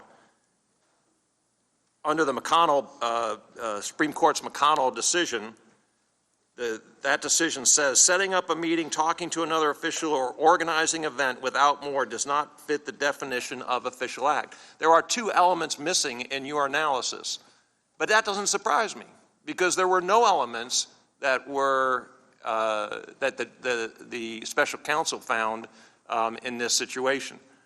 I think that it is unfortunate when the gentleman from Rhode Island talks about the president sending Mr. Giuliani to the Ukraine to smear Vice President Biden. Let's talk about what Vice President Biden did. His son sat on a board and made an outrageous amount of money for someone that had no background in energy, no background in the Ukraine, while his father was the vice president. If that is not a fair topic for discussion in the world of politics, I don't know what is. Smearing is trying to conjure up false information or making a vague argument based on false information. This isn't smearing. This is seeking the truth about corruption. Not a single member on the other side of the aisle has been willing to condemn the conduct of the former vice president. How frustrating it must be to be President Trump and have your son spend over $1 million on attorney's fees when the special counsel is investigating something that never happened. There was no collusion. There was no conspiracy between Russia and the Trump campaign. But there is clear evidence of wrongdoing between Hunter Biden, the former Vice President Joe Biden. Would the gentleman yield? No, I will not. And the Ukraine and the corporation Burisma. So the idea that there is a smear going on, let's look at the facts. And I will yield to my friend from Arizona, Mr. Biggs. Thank you very much. Let's talk about what was going on. In 2017, 2018, aid was given. In 2019, there was a pause put on it. You have a new administration in the Ukraine, and the benchmarks, the anti-corruption benchmarks, were done under the previous administration, Poroshenko. That was testified to in this committee. But what we know is several of the previous corrupt administrators and cabinet-level officials, including some oligarchs, had close relationships to Zelensky. There was a concern whether Mr. Zelensky was the real deal. The aid was prospective, and the pause was unknown. U.S. officials continued to meet with Ukrainian officials, and they determined that Zelensky was the real deal, and so they made every effort to convince President Trump that that was the case. Once 2 new anti-corruption measures were released within 2 days, so was the funding. That's what changed. Yield back. Mr. Chairman, a unanimous consent request For what for... purpose does the gentleman from California seek recognition? Just in response to Mr. Buck, a unanimous consent request for a Vox November 15, 2019 article, all of Robert Mueller's indictments, including the 34 people and 3 companies that he indicted in his lengthy investigation. That objection. I object. I want to see it. Reserve one. I reserve The gentleman reserves an objection. He wants to see it. That's fair. For what purpose does Mr. Reschenthaler seek recognition? Thank you, Mr. Chairman. I move to strike the last word. That objection. I yield to my good friend and colleague from Florida. I thank the gentleman for yielding, and I just got to come back to this interview with Yermak because it was like the tree that fell in the forest that nobody heard that completely demolished the entire Democrat case. They have no evidence that the Ukrainians ever knew that this aid was withheld. So they're literally trying to prosecute an impeachment against the president for a shakedown when the alleged people being shook down, 1, said they felt no pressure, and 2, did not even know it was happening. And so then time and again, you heard them in debate, in press conferences, in the whole circus show that's going on here say, well, we've got this testimony from Gordon Sondland. We all remember Gordon. Gordon Sondland wandering his way to an escalator with this guy who speaks English as a second language, and Gordon says, well, maybe I said something to him about this. Well, I mean, that was the whole deal for them. And then, I mean, you talk about embarrassing. The same day that they introduced their articles of impeachment that we knew they were going to introduce one way or another the moment they took the majority, it comes out that Yermak denies the whole thing. So show me the Ukrainian that was pressured. Show me the Ukrainian that knew that any of this was tied to any conditionality. There's no conditionality in the call, and so it's quite easy to answer Ms. Jayapal, the gentlelady from Washington's question. Very easy. In this case, there is no conditionality. You can't prove it. You have no evidence of it. And frankly, even the Ukrainians, even your purported victims, are coming out in the press and saying their theory of the case is wrong. Their fundamental premise has been rejected. I yield the gentleman from Ohio. Got to yield back to. You'll back to the gentleman from Pennsylvania. Yes, I yield to my friend from Ohio. I thank the gentleman for yielding. Exactly. What changes? We got a brand new president who ran, Zelensky ran on anti-corruption. Let's see if he's the real deal. And that's exactly what happened in the 55 days the aid was paused. We talked about 5 critical meetings that took place. 5 meetings. The last one, I think, is the most important because you had a Democrat senator and a Republican senator meet with President Zelensky in Kyiv. They knew the aid had been paused at that time. Ukrainians knew they'd learned a few days before that, and the issue never came up. But what did come up is both of these senators came back and said, this guy is the real deal, worth the risk, worth sending the hard-earned tax dollars of the American people to Ukraine. That is what happened, and the facts are very clear. You can make up all the stuff you want, but the facts are on the president's side. They've always been on the president's side. Democrats keep saying, to get the call, to get the meeting, to get the money, there had to be an announcement. It's December 12th. There is yet to be an announcement from Ukraine about any type of investigation into Burisma or the Bidens. Yet.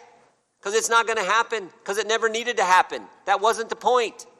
But they got the call July 25th. They got the meeting September 25th. And they got the money September 11th. The other thing I want to point out. I don't know how many times I've heard this. The Democrats talk about this one sentence the president said in the now famous call transcript with President Zelensky. I would like you to do us a favor, though.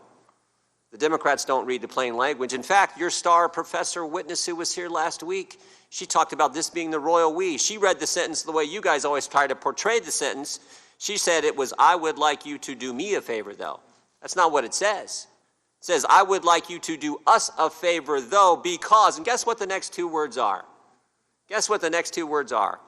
Because our country, not because I. President doesn't say, I would like you to do me a favor, though, because I've been through a lot. He doesn't say that. It's very clear. I would like you to do us a favor, though, because our country has been through a lot. And that is the understatement of the year. Heck yeah, our country's been through a lot. This is the day after Bob Mueller sat in front of this committee, and we learned that there was nothing there. But 2 years he put our country through all kinds of turmoil because of you guys.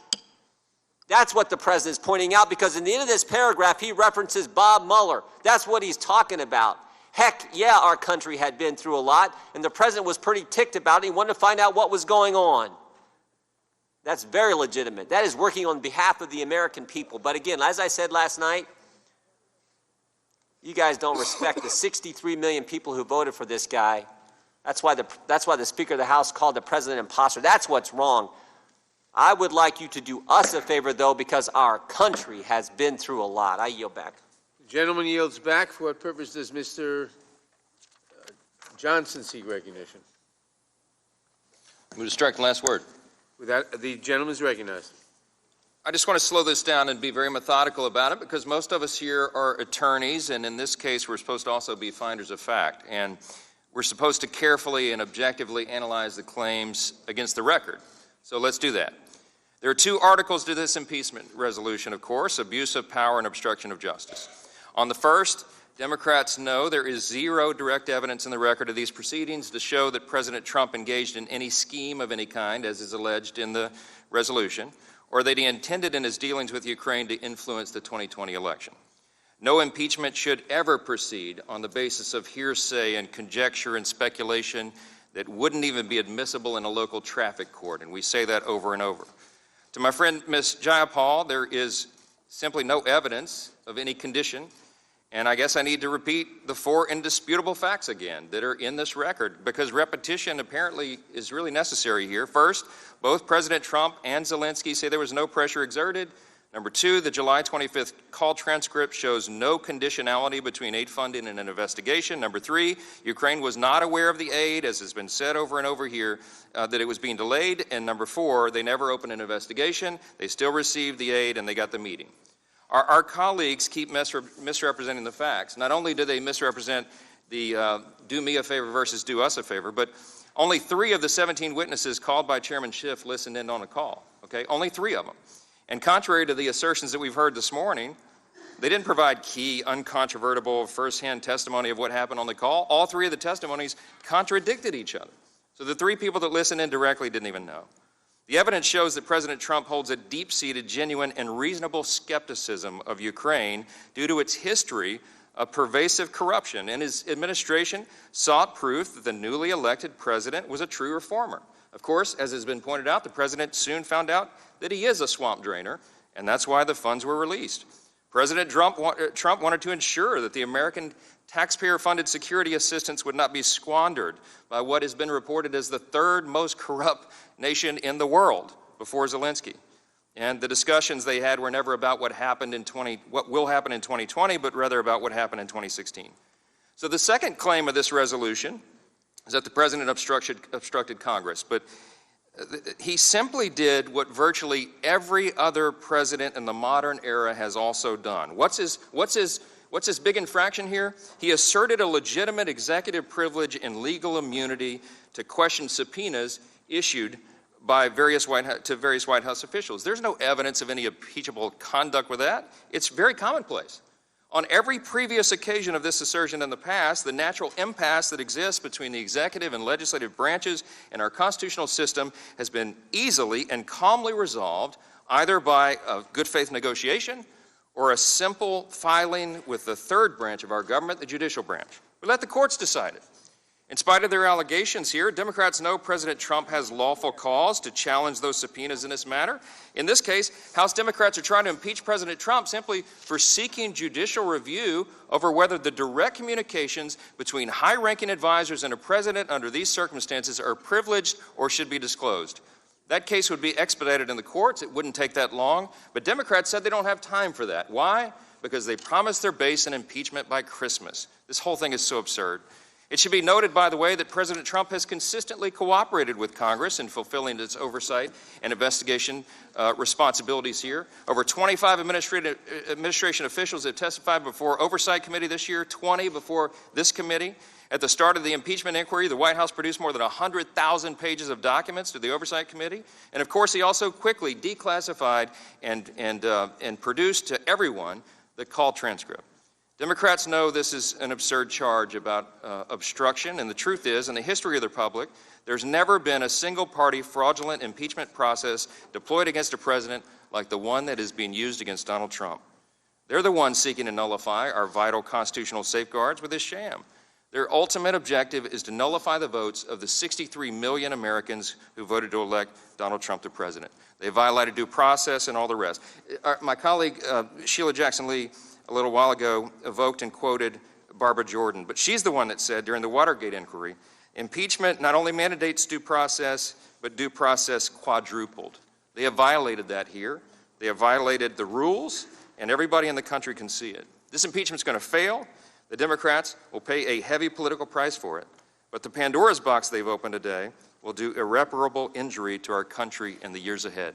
That's why we're concerned. That's why the facts matter. And that's why we need to move on. I yield back. Gentleman yields back. For what Mr. purposes? Chairman. Ms. Garcia seek recognition. Mr. Chairman, I move to strike the last word. Gentlelady is recognized.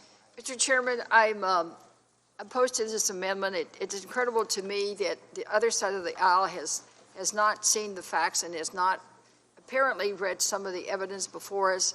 It is obvious to me that this president has put his personal interests above this country. And with that, I'll yield back to the gentleman from Maryland, Mr. Cicilline.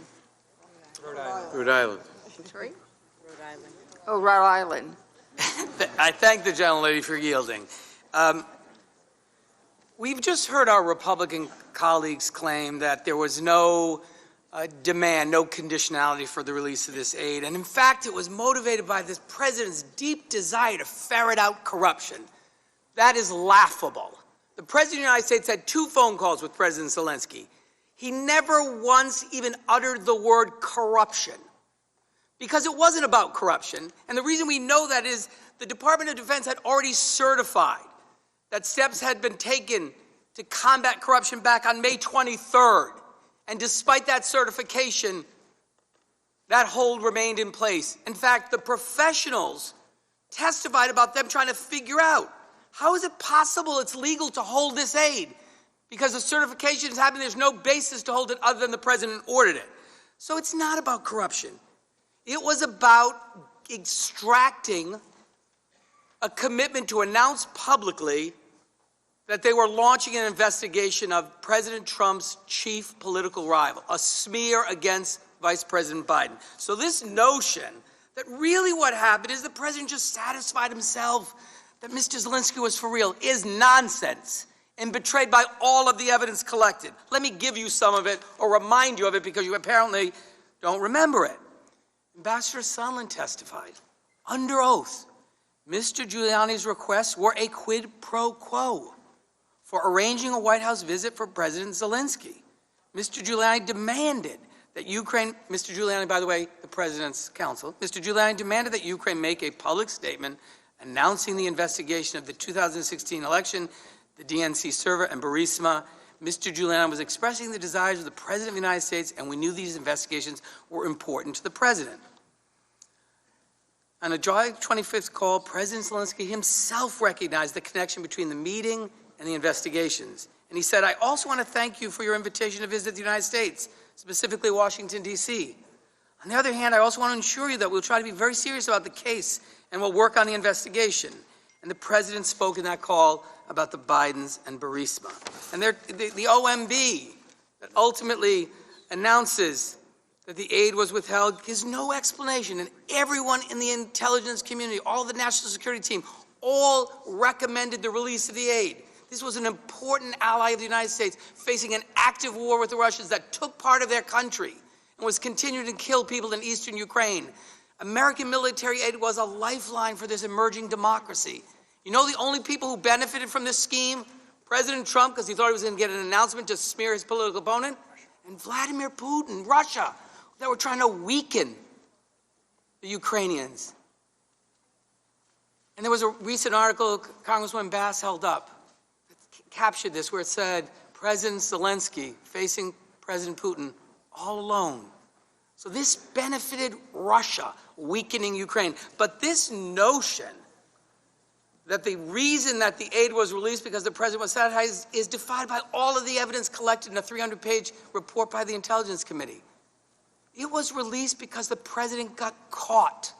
The whistleblower filed a report, a complaint, alleging an elaborate scheme by the president that betrayed the national interests of our country, that undermined our national security, that advanced the personal political interests of the president, not the national interests of our country, that attempted to corrupt our elections by dragging in foreign interference.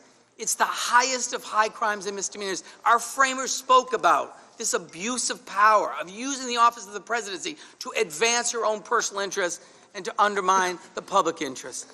And I'll yield to Mr. Raskin my remaining 30 minutes. Thank you very much. You know, Ms. Garcia's time to yield. Does she wish to yield to Mr. Raskin? I yield to Mr. Raskin. Ms. Garcia, thank you very much. Just to flesh out the detail of what the gentleman from Rhode Island was saying, one of the depositions is from David Holman, who was a State Department official at the U.S. Embassy in Kiev, who was with Gordon Sondland, who testified that there was a quid pro quo, but he saw him on the phone with President Trump, and he reported right at that time to him, he said, the president doesn't give a blank about Ukraine. He's interested in the big stuff, and what's the big stuff? Whatever can benefit him. Gentleman yields back. For what purpose does Mr. Biggs seek recognition? Move strike last word. The gentleman is recognized. Thank you, Mr. Chairman. Last night and today we've heard many times my colleagues on the other side saying the facts of this are not contested, but they are. They really are. An example is one just pointed out, highlighted by my colleague from Louisiana just a moment ago. On the telephone call, listening, of the 17 witnesses that came in, only 3 actually listened in on the phone call. But each one of them have contradictory testimony. And so even the 3 witnesses that heard the call conflicted. And why is that important? Why did I bring that up? Yeah. I bring it up because of this. Many of my colleagues, in fact, most of my colleagues on the other side of the aisle, take every inference in the light most negative to the President of the United States. That's because there's an animus there that has been manifest since November 9th, 2016, the day after he was elected. And so, having watched this procedure closely on the heels of the other procedures and the attempts to impeach this president and investigate, I am left wondering, you want every inference to go against the president? Why should the American public give you any inference of credibility? The reality is, when my colleague from California was talking about the Russian issue, not a single American was indicted for conspiring with Russia to influence the elections. Not one. He still believes that there was some kind of collusion with the Trump campaign. But what do the facts actually get to? So when my colleague just talked about the money was released, the aid was released, again, he takes this inference based on a timeline, and he's citing rank hearsay. A guy comes in and says, hey, you know what? I overheard this conversation. I'm in a restaurant. Actually, we're sitting on a patio at a restaurant. Lots of people around. But boy, I could hear everything. I knew who it was. I knew what was said. And so I was so concerned about it, I didn't tell anybody. I came in once this really got going and revved up. You want to take every inference against the president. Why should we give you any inference of credibility? The only direct evidence in this case remains the same after all this time. No pressure. No pressure in the phone call. Mr. Zelensky has said that repeatedly. He has said that. He spent 8 hours in one press conference all day long talking about no pressure. There's no pressure. Yermak said there was no pressure.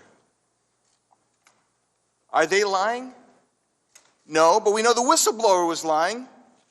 We know that Mr. Schiff was lying. Mr. Schiff came out the day before and said 8 times the president put direct pressure on the Ukrainians. Oops, the transcript's released. Not true. That would be the facts being contested, absolutely. We know that there was no conditionality. Everybody said there's no conditionality. Everybody that participated, everybody listened. Ukraine was unaware of the hold, so how can you leverage them? They were unaware of the hold. And there was never any investigation. But what happened? What triggered it? You have high-ranking U.S. officials going to the Ukraine, meeting with them, convinced the president. You have the president of Ukraine signing 2 pieces of legislation reinstituting the anti-corruption tribunal and also removing immunity from prosecution of the legislative branch in the Ukraine. Significant anti-corruption measures worthy of convincing this president that, yes, they're worth a chance. And so with that, you have nothing. Your credibility is in tatters, quite frankly. With that, I yield to my friend from Colorado. I thank my friend for yielding, and I just want to ask my friends on the other side, Mr. Sondland, Ambassador Sondland is your star witness? Really? You're basing an impeachment on Ambassador Sondland's testimony? His first statement, his first deposition, he said 325 times, I don't remember, I don't know, I'm not sure. 325 times. You don't think when this gets over to the Senate that he's going to be impeached on all the things he didn't remember? Then his testimony impeached, not his office. I see the smirk. Then, what does he do? He reads and he listens to what Ambassador Taylor says that he knows, and what Ambassador Yovanovitch says that he knows, and what all these people say that he knows, and then his memory is refreshed. Yield back. Gentleman yields back. For what purposes Mr. Ratcliffe seek recognition? Move to strike the last word. Gentleman is recognized. Thank the chairman. I want to respond to my good friend, Congressman Ciciline's comments. When he said that President Trump's demand can't be explained by corruption because the word corruption is never uttered anywhere in the transcript. The problem with that is that the Democrats have built this entire fake impeachment scheme around an alleged demand. Guess what word is not anywhere in the transcript? Demand. Nowhere in that transcript does the president make a demand. Do you know where the word demand came from? It came from the whistleblower. That's the first time we heard the word demand. When he notified the Inspector General for the intelligence community, he said President Trump made a demand.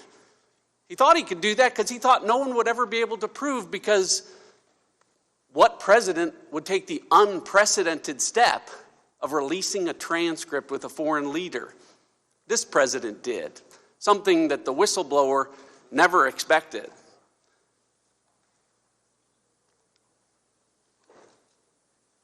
President Trump, we keep hearing, got caught. President Trump, we keep hearing, is obstructing justice. The president that took the unprecedented step of releasing a transcript so that everyone could see the truth is not obstructing Congress. The president didn't get caught. The whistleblower got caught. The whistleblower made false statements. The whistleblower got caught with Chairman Schiff. Remember Chairman Schiff, the person that the Democrats, instead of the House Judiciary Committee, which has spent a full week on this, that's not who's been in charge. The person they put in charge was the person that got caught with the whistleblower. Have you spoken directly with the whistleblower? No, we have not. We'd like to. That wasn't true. The person that said he had evidence of the first fake impeachment scam, collusion with Russia, had evidence of that collusion and didn't have it. The person who, in the course of that, read into the record the Steele dossier because the people needed to know the truth about what happened. Well, we heard about the truth about the Steele dossier this week when the Inspector General told us it was all garbage, rubbish, all made up. Yeah, that Chairman Schiff. And now he got caught not being truthful about a whistleblower who, as I told you the other day, didn't tell the truth verbally and in writing, and that's in a transcript. You know what we didn't get in this 1 week impeachment summary in the House Judiciary Committee? We didn't get that transcript. Chairman Schiff didn't send that one over. Only if you were on the Intelligence Committee have you seen that transcript. I've seen it. I'd like everyone to see it. With that, I yield to my good friend, Congressman Jordan. I thank the gentleman for yielding. I want to go back to where Mr. Buck was referencing the gentleman from Rhode Island when he mentioned Mr. Sondland as, again, the guy they mentioned 611 times in their report. Mr. Sondland, the guy who presumed there was a quid pro quo, the guy who had to file an addendum to his deposition testimony. And in that addendum, again, he has this great sentence where he says, Ambassador Taylor recalls that Mr. Morrison told Ambassador Taylor that I told Mr. Morrison that I had conveyed this message to Mr. Yarmouk on September 1st, 2019, in connection with Vice President Pence's visit to Warsaw and a meeting with President Zelensky. 6 people, again, having 4 conversations in 1 sentence. Here's the interesting thing. Yarmouk talks with Sondland. Sondland talks with Morrison. Morrison talks with Taylor. And somehow through all that, we get the Democrats believing that there was this quid pro quo and that they need to impeach the president. But what they forget is what Mr. Gates brought up just a few minutes ago. Yarmouk talks with Sondland. Sondland talks with Morrison. Morrison talks with Taylor. And this is part of their scheme. Guess what? 2 days ago, the guy who started it, Yarmouk, said it didn't happen. But that's their guy, Mr. Sondland. Had to file the addendum to his testimony. Had to write this sentence to clarify. I think this is amazing. This is the clarification. Ambassador Taylor recalls that Mr. Morrison told Ambassador Taylor that I told Mr. Morrison that I conveyed this message to Mr. Yarmouk on September 1st, 2019, in connection with Vice President Pence's visit to Warsaw and a meeting with President Zelensky. Yarmouk's the key here, and it didn't happen. He just told us that. Time magazine just reported it the very same day as Mr. Gates pointed out that you all filed your articles of impeachment. Holy cow, this is what it comes down to. I yield back. Mr. Chairman. Gentleman yields back. For what purposes? Mr. Chairman, I have unanimous consent. Move to strike the last word. For what purposes Ms. Deming seek recognition? Mr. Chairman, I move to strike the last word. Gentlelady is recognized. You know, let me just say, I've been pretty shocked and disappointed with my colleagues on the other side.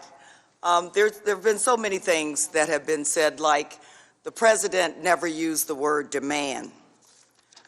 Well, I can tell you this, when a robber points a gun at you to take your money, they usually don't walk up and say, I'm robbing you right now. The other argument that we've heard this morning is that, well, the aid was released. It was eventually released There was no investigation. There was no announcement of an investigation. But you know, the aid was released because the president got caught. It was released after the whistleblower's complaint. It was released after public reports that the aid was being held because Ukraine was being coerced into doing an investigation. And Congress had initiated congressional investigations into why the aid was being released. We can talk about alternative facts all day long, but the facts are really pretty clear that the president abused his power, the precious power of his office, to coerce a country that was dependent on us.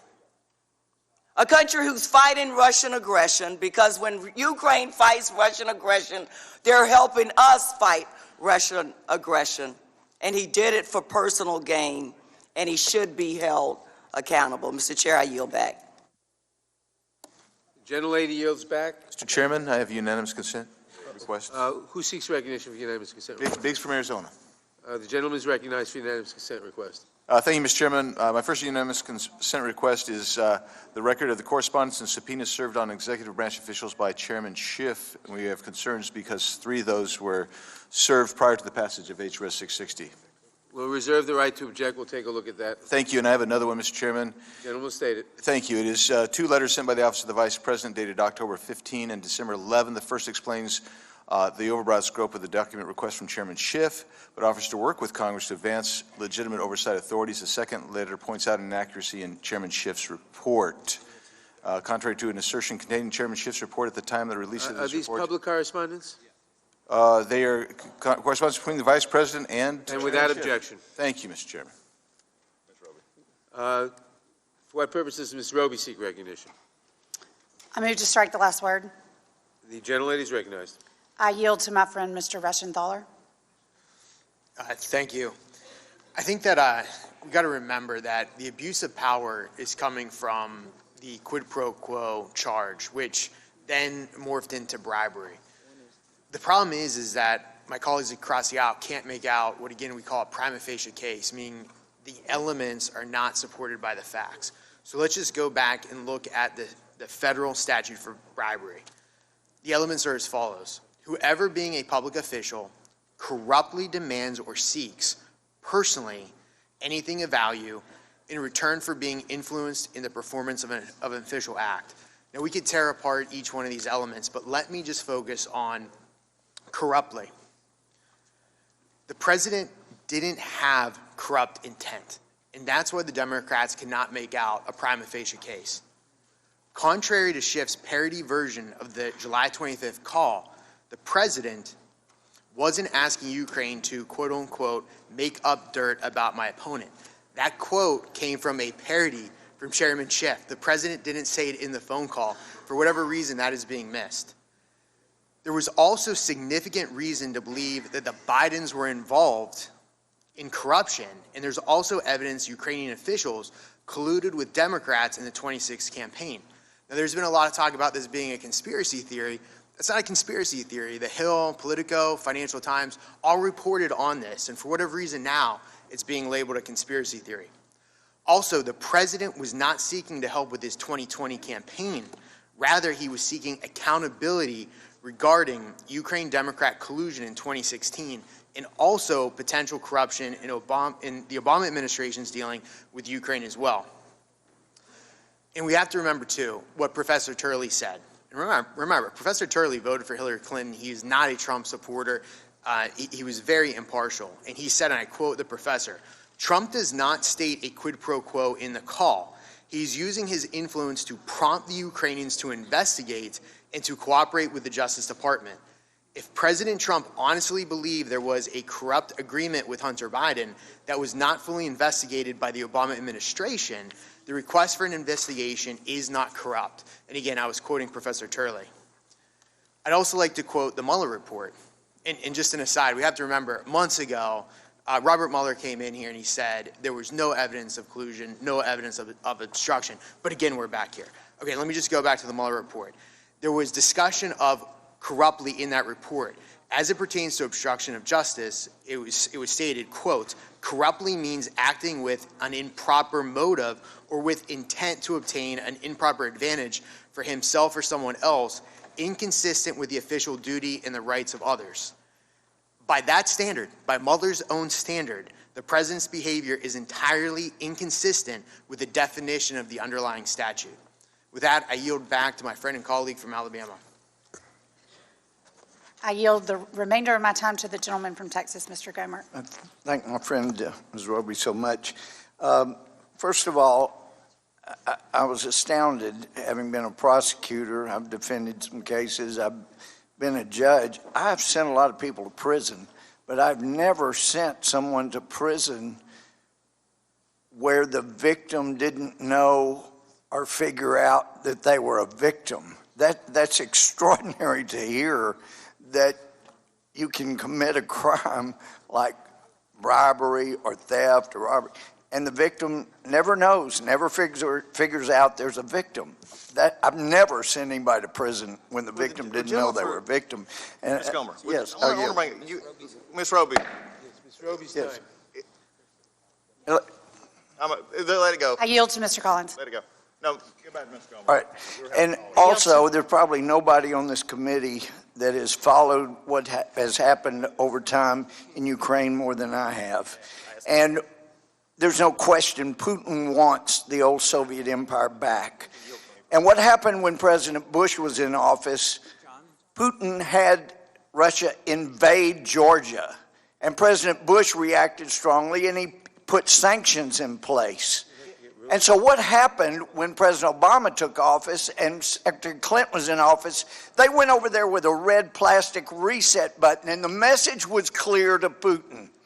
Look, Bush overreacted when you invaded Georgia, so you can invade Ukraine, and we're okay. That may not have been what they intended, but that's exactly what Putin heard, and that's why he invaded Ukraine, Crimea, and you're upset at Trump, for heaven's sake.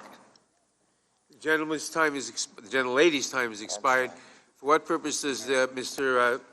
Raskin seek recognition? Move to strike the last word, Mr. Chairman. Gentleman is recognized. Thank you very much.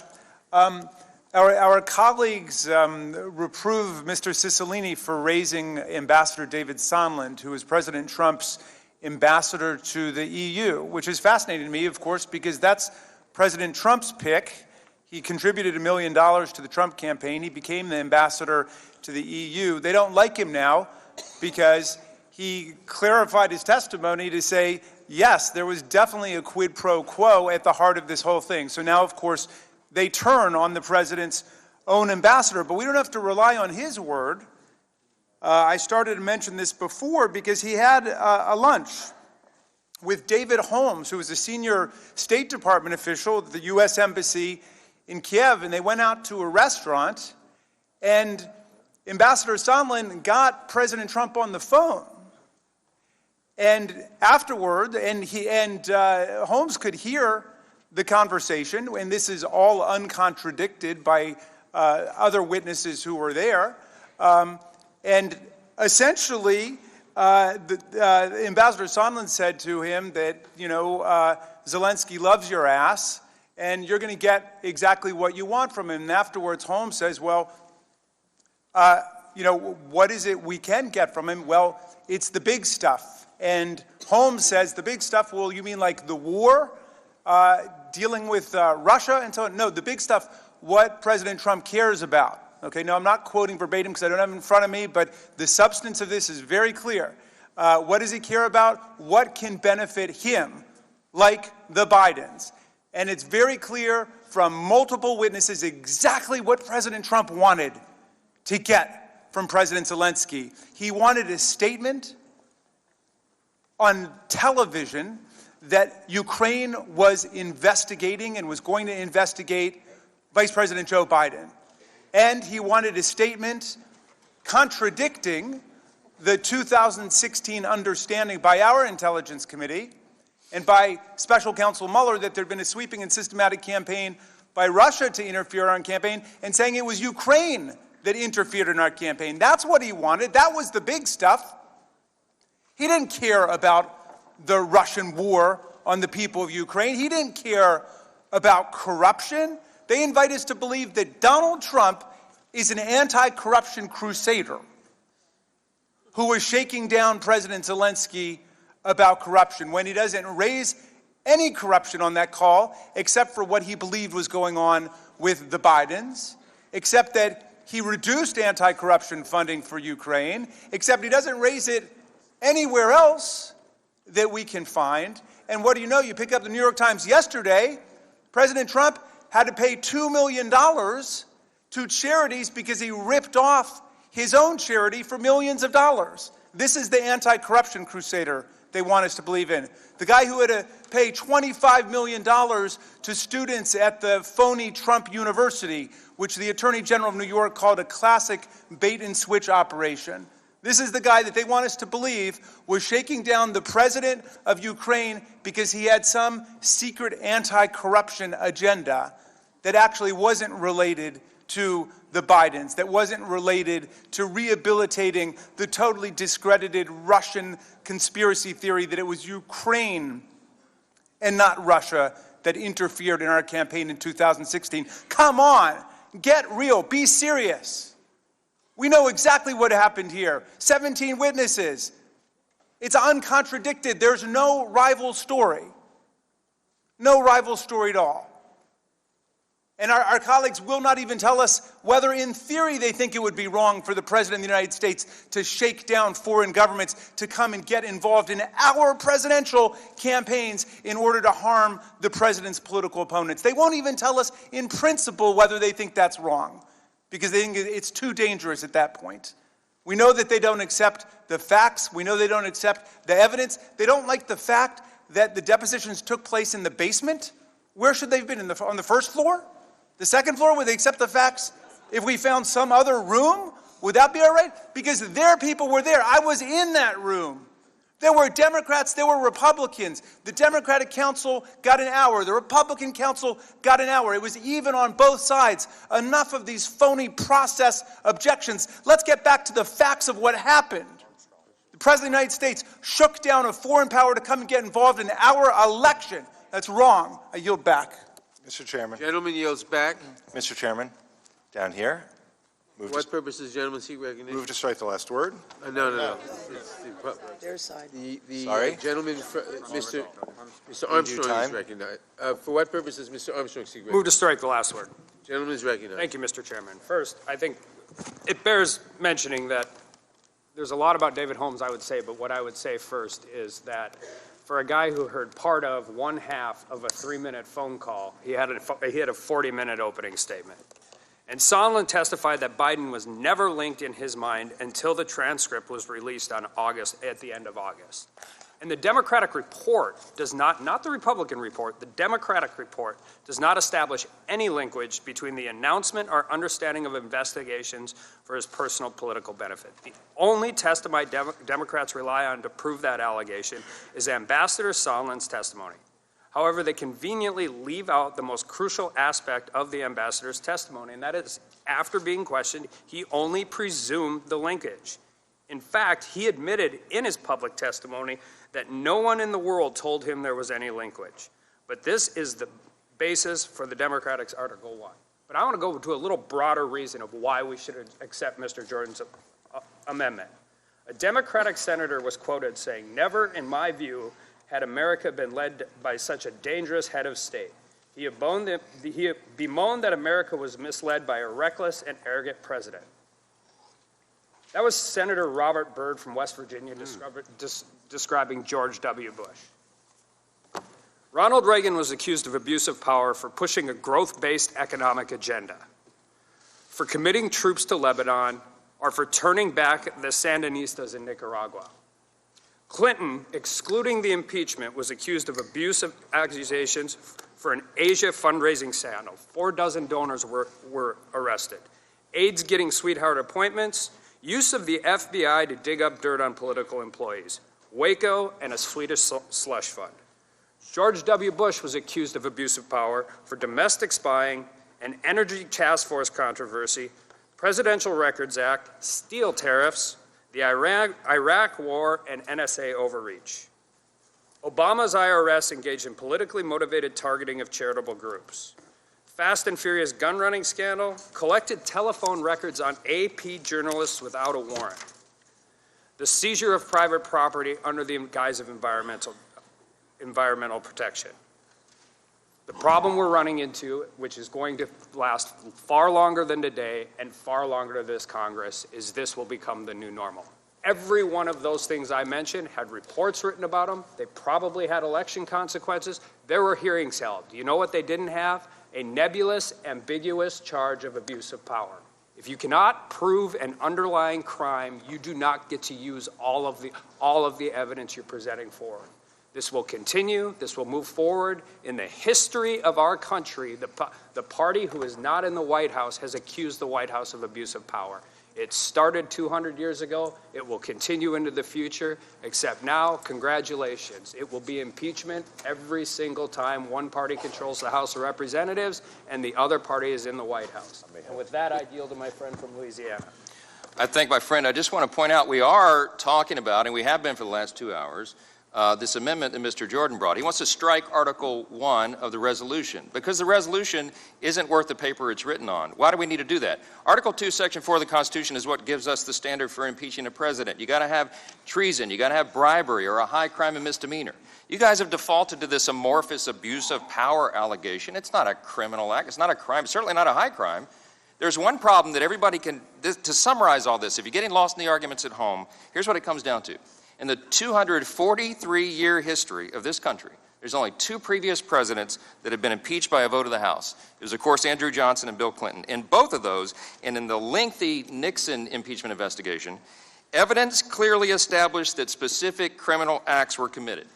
Evidence clearly established that specific criminal acts were committed. These guys don't have that here. They know it. You know it. It's not on paper in the resolution in Article 1 or Article 2. It's in nothing that's been said here in the last 2 hours. These facts don't change. This is a completely unprecedented, single-party impeachment charade, and everybody at home can see that clearly. These things don't change, and they won't. I yield back to my friend. It's Mr. Armstrong's time. Mr. Armstrong. Mr. Armstrong. Yield to my friend from Florida. I thank the gentleman for yielding. No evidence. Quote, when Time asked Yermak if he ever felt there was a connection between U.S. military aid and the request for investigations, Yermak was adamant. We never had that feeling. We did not have the feeling this aid was connected to any one specific issue. Mr. Chairman, I seek unanimous consent to enter this Time magazine article 12/10/2019 into the record. Without objection, it'll be the article will be entered. For what Chairman. purpose does Mr. Cohen seek recognition? Right, the last word. Gentleman is recognized. Thank you, sir. I took theater and drama when I was in college, one course. And I was told the first thing you have to do is have the willing suspension of disbelief. The Republicans obviously took that course over and over and over again. And they don't, they're the Fifth Avenue crowd. They've talked about Sondland. That's the man the president appointed as his ambassador to the EU. That's the man he said was a great guy. That's the man who's still employed. And Sondland said they were all in the loop. Pompeo, Giuliani, Mulvaney, Bolton, they were all in the loop. And it was about the quid pro quo. It was about having an investigation announced on CNN, and then you'll get the military aid. And Sondland told in Warsaw, one of the aides to President Zelensky, you've got to announce the investigation. It was a strong arm. They did it. And where do we get these people in the loop to testify? They've been asked to testify. The president says no. He won't let them testify because he knows that if they tell the truth, it will hurt his case because they know that they held up the military aid. President Zelensky has no choice. He needs America to protect himself from the big bear, Russia. They say he hasn't said that he felt pressured. Well, A, he's an actor, and B, he's a politician. And he depends on us. He has no choice. And so he can't say that, but you knew it, and he told people, and he knew the aid was being withheld. They knew it on July the 25th. There were communications from the embassy that have been released that they knew the aid was being held up. They knew it was being held up. There was no reason for President Trump to tell Sondland, no quid pro quo, I don't want anything, except for saying, I want you to testify that I told you this, because he knew that the whistleblower had come out and blown their cover. And he knew that the jig was up. So he needed to find a way to say something that would be in the record, and Sondland remembered it. And Sondland, their best witness, they talk about the three professors, three of the most respected professors in America, all of who came in here and said this is the most impeachable president. These abuse of power is one of the most serious offenses you can imagine. It's the Constitution. It's the law of the land. And if you abuse your power, that's the most impeachable crime you could be charged with. And they forget their witness, Mr. Turley, said what the president did was wrong. He didn't come in and give a clean bill of health to the president. He said you need some more information. You need some more proof. But you can't get the proof because the president won't allow his men to testify. One of them's writing a book. One of them's still an interim job. The other one's running for senator. They can't do it. The proof is there. This is the most abusive act we can imagine, trying to influence our elections with foreign interference. That takes power away from the American people, and that would end our country as we know it, a democracy, a shining city on the hill, a beacon of hope to people around the world who followed our revolution by changing their governments to giving people the power and not kings.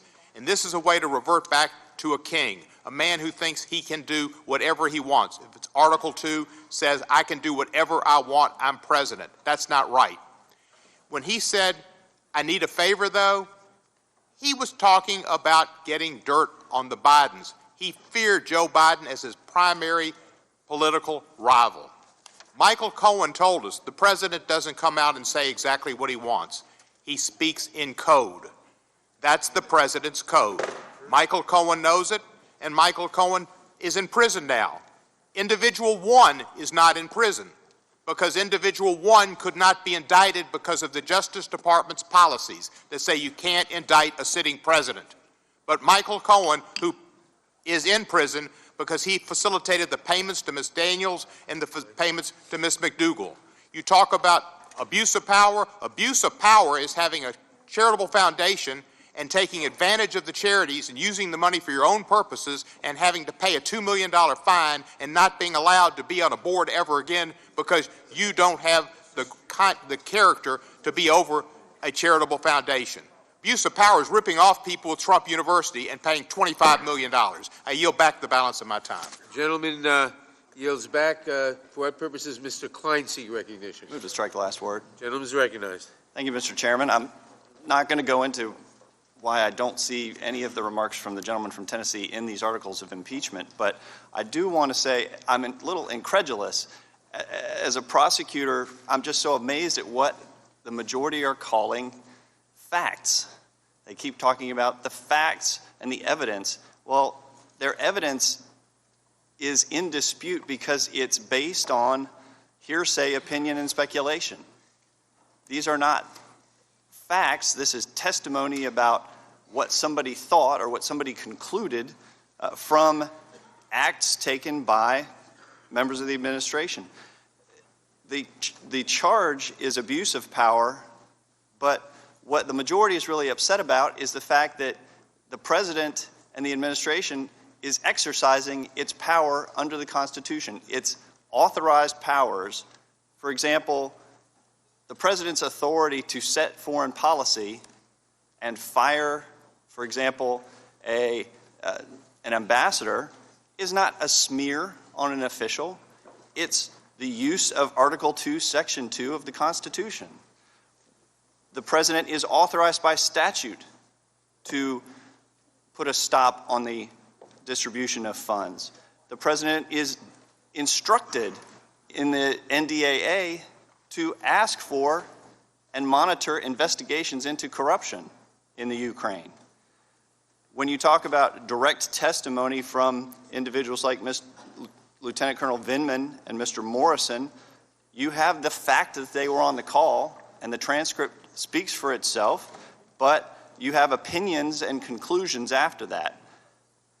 And when it comes to actual testimony that hasn't been heard, it just shows that the majority really doesn't have any interest in getting to the bottom of this question, because if they did care about actually finding out facts, they would be calling Mr. Yermak back into this committee. They would be delaying this process, because what we have read from this article in Time magazine is incredible and exculpatory and, quite frankly, a bombshell. When you have specific rejection of claims made by Ambassador Sondland that he was told the aid to Ukraine would not be released unless investigations were launched, why is he not in here? When asked if he thought there was a connection between the aid and the investigations, Yermak stated, "We never had that feeling." He added that we had a clear understanding that the aid had been frozen. We honestly said, okay, that's bad, what's going on here? We were told they would figure it out, and after a certain amount of time, the aid was unfrozen. We didn't have the feeling that this aid was connected to any one specific issue. If you ignored this evidence and you were in a court case, you would lose your law license for allowing a case to go forward without this exculpatory evidence being provided to the defense. It is just so ridiculous to me that we are not taking time to look further into this. And with that, I want to yield to Mr. Collins, the ranking member. Thank you, Mr. Klein. Well, I appreciate so much the gentleman from Tennessee. He just answered a ton of questions for me about his understanding of props and theatrics by his study of drama in his higher education, because now we understand a lot of things. But also we have another thing. Folks who study drama also understand you read the lines. They can read the transcript. Quit saying, I want you to do me a favor. It's not in the transcript. It must be hard to read. I guess me and us gets confused when you're trying to make up facts. That's what's happening here. But he also just proved my point why Mr. Jordan's article is actually, the amendment is actually good, because it's what I have said all along. The moment I saw that they decided to use abuse of power, what they did is they gave their whole conference carte blanche to make up anything they want and call it abuse of power, because they don't have anything else to give. They don't have actual crime that they can add up. If they did, was portrayed from the gentleman from Maryland and so many others, if you had the crime, if you had it, you would long in to put it, you had to put it in the articles. You didn't do it.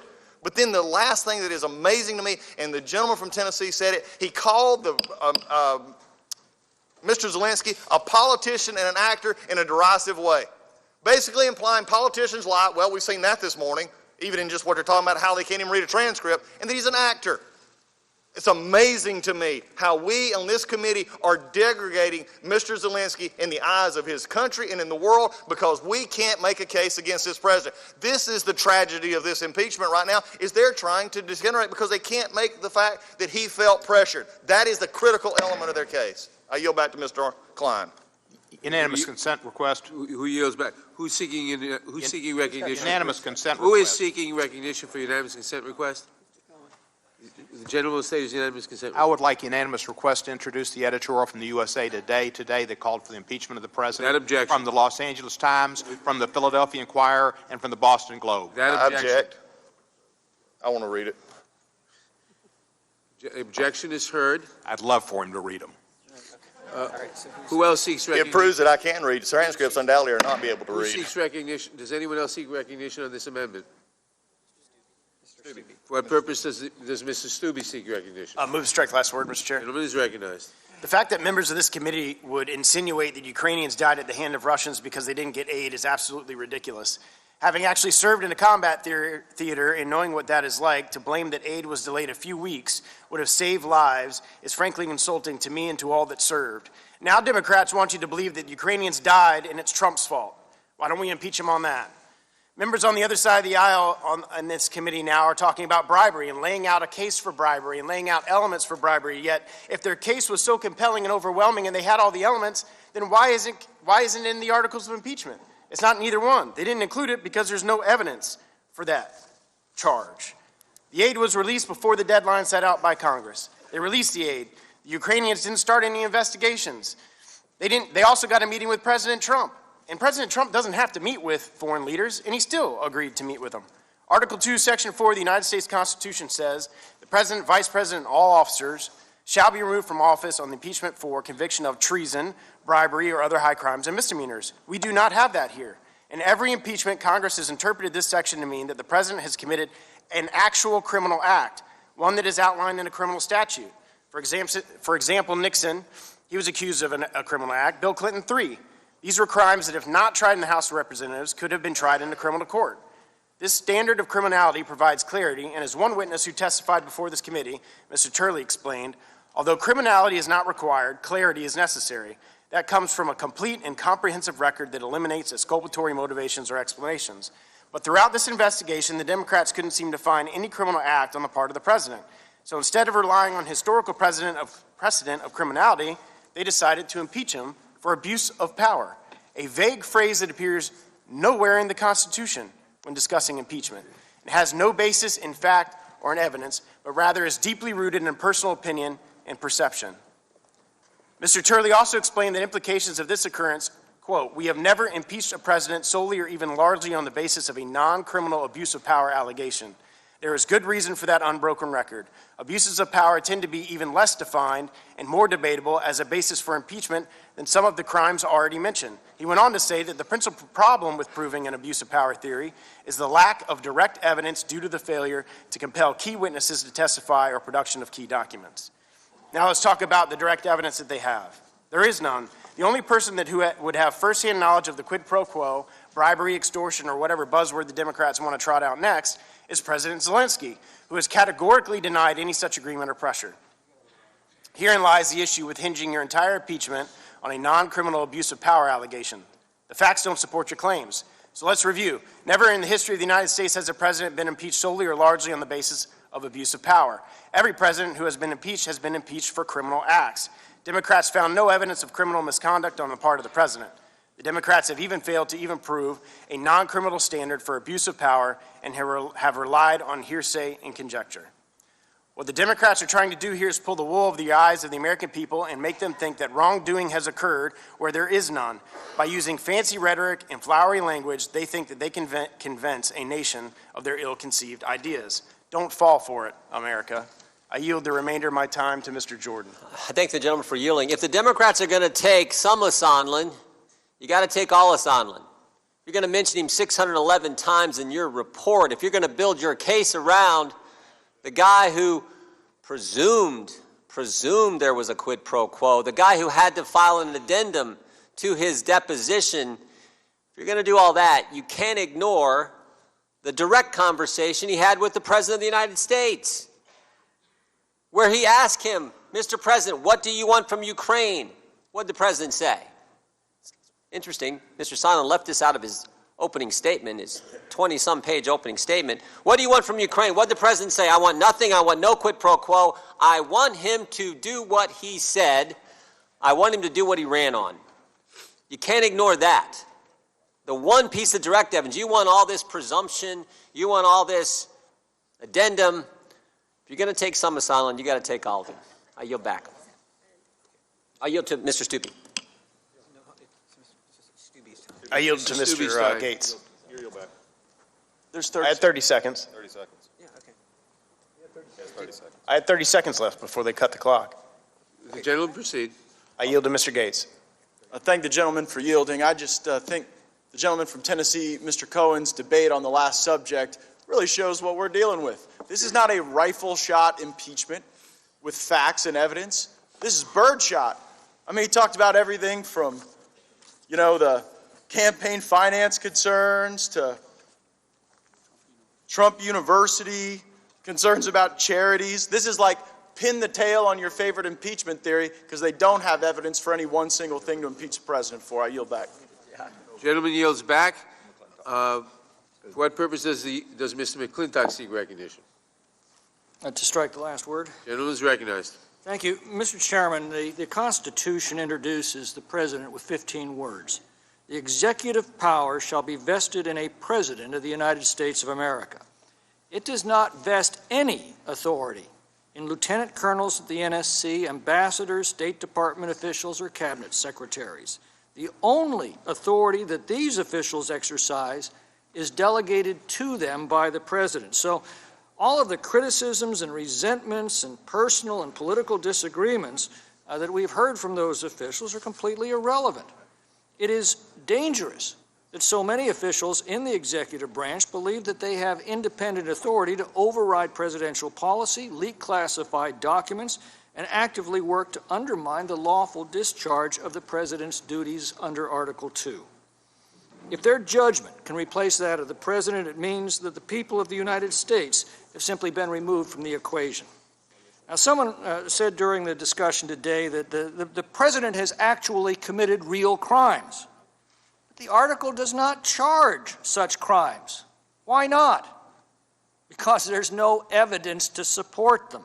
If there was evidence, you know that in a heartbeat they would have included these charges, so it's obvious they don't even believe their own rhetoric.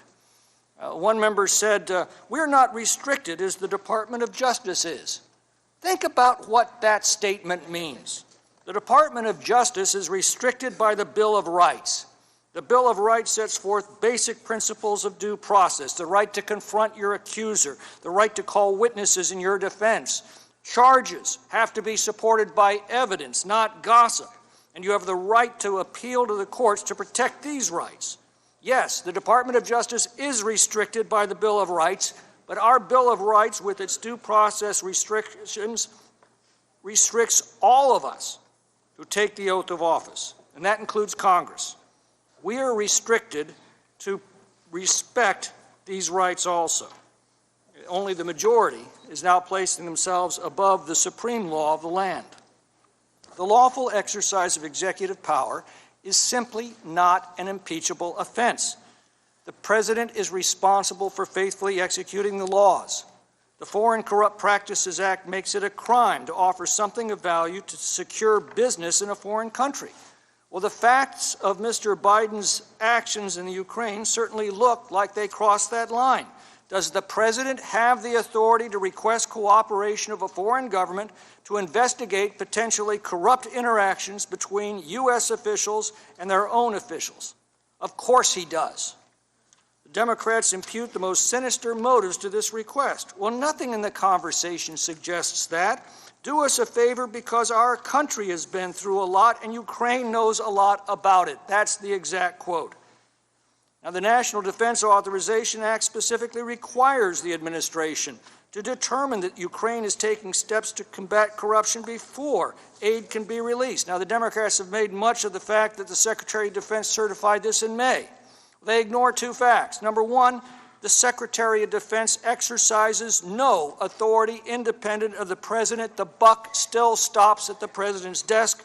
And two, the President retains responsibility to determine that the findings of his administration remain valid, particularly as he assesses the intention of a newly elected president and newly elected parliament. And lest we forget, last year, 3 Democratic senators wrote to the Ukrainian government demanding that it cooperate in investigating President Trump.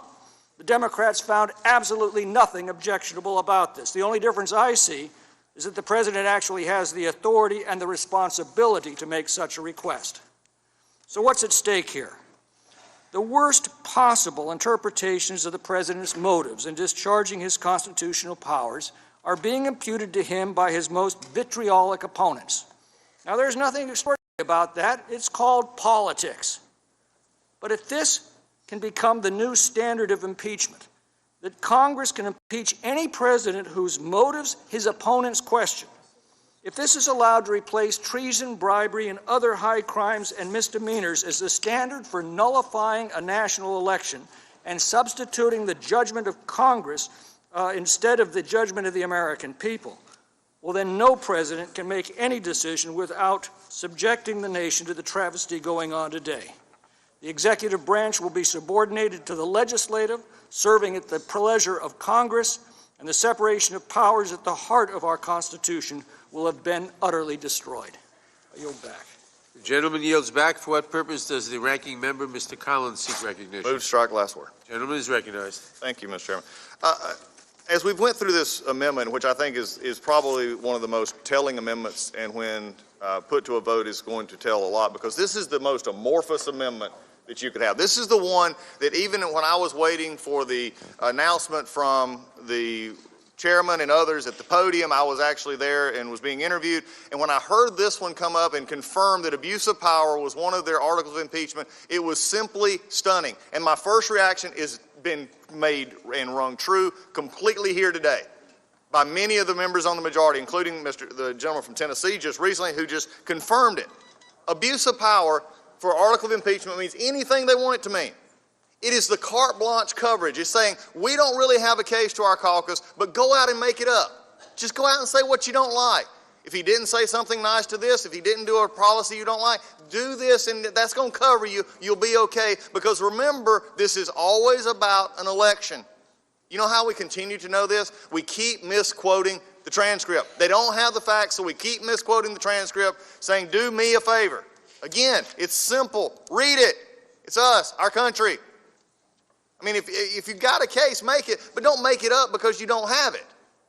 What we have here also is this continual, just repeated attacks on the Ukrainian President, Mr. Zelensky. The repeated attacks. Because we're either claiming he is a liar or a puppet, or as we just called, he's a politician and an actor, so disregard him. Wow, that's a lot of concern for the Ukrainian people, taking on their very president they've just elected. When we understand and we look at this, this is how it gets to the problem. When you get to a certain point and you can't make your case, when you can't factually add it up, when you have law school professors tell you, well, if you think this, then the inference is okay, then we've lowered the standard to where anything can be brought in. The factual case that has just been made over the past almost 3 hours now by the minority side has laid bare the case on abuse of power. There is none. You can make it up, you can call it whatever you want, and you can go try and sell that to the American people, but they're not buying it. They're not. And it's going to get harder and harder for members to actually go to that well next week, or go to that ballot where they actually stick their card in and vote yes on abuse of power, and then actually have to go back and explain that. It's easy in this room. You got help from your colleagues, but when you're back home trying to explain why you're going to take down a president duly elected over abuse of power because of some of the arguments we've heard this morning, that's just amazing. There is true skepticism about what went on in the Ukraine, and it's deeply rooted with this president. And by the way, there was another time in the late 17 and early 18, Ukraine aid was held. It's not the first time. Skeptical of foreign aid. He ran on this. I've said this before. Most people are amazed that he actually does what he said he's going to do. He runs on campaigns that our foreign aid needs to be looked at. He actually does those kind of things. That's what a president and true leadership does. The pause was for 55 days. Also, other countries' aid was also held. Lebanon was actually held. Others were actually held. This is not a new thing. Do not let the majority try to convince the American people that withholding aid or not looking into corruption is a new thing. Don't let them do it. In the words, like I said, others, maybe that's what, when you're having to play a part, you have to do that. You have to make it up. It's called ad lib, and that's what they're doing. Mr. Hale testified, one of the more egregious ones, and I have a friend of mine who texted me just a few minutes ago. Mr. Stubbe's brought this up, I brought this up, but again, it needs to be hit. One of the things perpetrated this morning out to the American people is that people lost their lives in the Ukraine over this held aid. This friend of mine who texted me just a few minutes ago lost limbs on his own body in defense of our country in a war zone. And he says, don't let them get away with this because this is a future act. Mr. Hale testified to this fact. In fact, he repeated it in his deposition. We want to talk about facts, go to the deposition, go to the transcript that he had. He said this was future aid, had nothing to do with running the army right then. In war zones, people get hurt and people die, and Russia has invaded Ukraine. They are fighting that. It is a hot war. People will. But to blame this conversation because you have such a weak case that you're going to try and throw that in just to scare the American people, that's not right. Make a case, have your facts, put it in the articles. But when you can't do that, you go in the back room, you start writing articles of impeachment, and you say, uh-oh, we got a problem. Let's put something in there that all of our conference can get behind because they don't like the president. I yield back. Gentleman yields back. For what purpose does Ms. Dean seek recognition? I move to strike the last word. The gentlelady is recognized. Thank you, Mr. Chairman. I rise to speak in opposition to this amendment and to my colleagues on the other side of the aisle to remind you of the facts that have been uncovered and to review them and put them on the record again for the American public, because facts do matter. Notice the contrast between the conversation on this side of the aisle and that. They run away from the facts. They're afraid to admit to themselves or to the American public of what the president's behavior really adds up to. So let me just recite the facts. When Ukrainian President Zelensky raised the issue of U.S. military assistance to Ukraine during the July 25th call, President Trump replied, quote, "I would like you to do us a favor, though, because our country has been through a lot and Ukraine knows a lot about that," end quote. Congress appropriated and authorized $391 million in security assistance to Ukraine. On May 23rd, the Department of Defense certified to Congress that Ukraine had completed the requisite anti-corruption reform actions to qualify for the security assistance appropriated by Congress. The President himself directed the aid to be put on hold. In July, Ukrainian officials asked Pentagon staff about the hold on military assistance. No legitimate public policy or national security rationale exists, and the President has not brought one forward, for President Trump's decision to withhold the security assistance from Ukraine. Providing aid to Ukraine is in the national security interest of the United States. Withholding it is in the personal political interest of the President and of Putin. President Trump failed to say the word corruption during his April 21st call with President Zelensky. President Trump failed to say the word corruption during his July 25th call to President Zelensky. The aid to Ukraine was released only after House committees announced an investigation into the administration's decision to halt the aid. The President instructed all witnesses from the administration not to testify and withheld all relevant documents from House investigators. On October 3rd, when asked by a reporter what he hoped President Zelensky would do following their July 25th call, President Trump told the American public and the world, "Well, I would think that if they were honest about it, they'd start a major investigation into the Bidens." It's a very simple answer. On October 17th, at a press briefing in the White House, Acting Chief of Staff Mick Mulvaney said President Trump absolutely mentioned corruption related to the DNC server in connection with the security assistance during his July 25th call, and that server was part of, quote, "why we held the money up," end quote. Upon taking a question from a reporter attempting to clarify the acknowledgement of a quid pro quo, Mulvaney replied, quote, "We do that all the time with foreign policy. Get over it." Let me remind you of a statement that Dr. Fiona Hill made in her opening statement, and her extraordinary, powerful opening statement, incredible testimony before this Congress. She said, and I quote, "If the President or anyone else impedes or subverts the national security of the United States in order to further a domestic, political, or personal interests, that is more than worthy of your attention."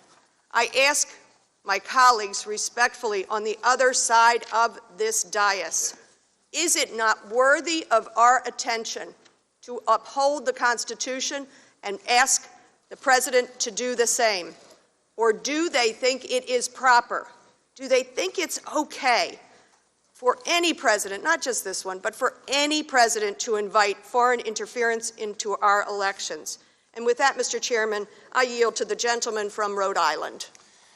I thank the gentlelady for yielding. Mr. Chairman, there's a letter that was signed by more than 500 legal scholars across the ideological spectrum that I'd like to just read from very briefly. Speaking of the President's conduct, they say, "The President's conduct is precisely the type of threat to our democracy that the founders feared when they included the remedy of impeachment in the Constitution. We take no position on whether the President committed a crime, but conduct need not be criminal to be impeachable. The standard here is constitutional. It does not depend on what Congress has chosen to criminalize."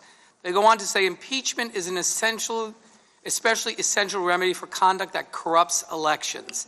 I know that my time is about to expire, so I'll come back to this before I introduce it, because I'd like to read some additional parts of it. I yield back. The gentlelady yields back.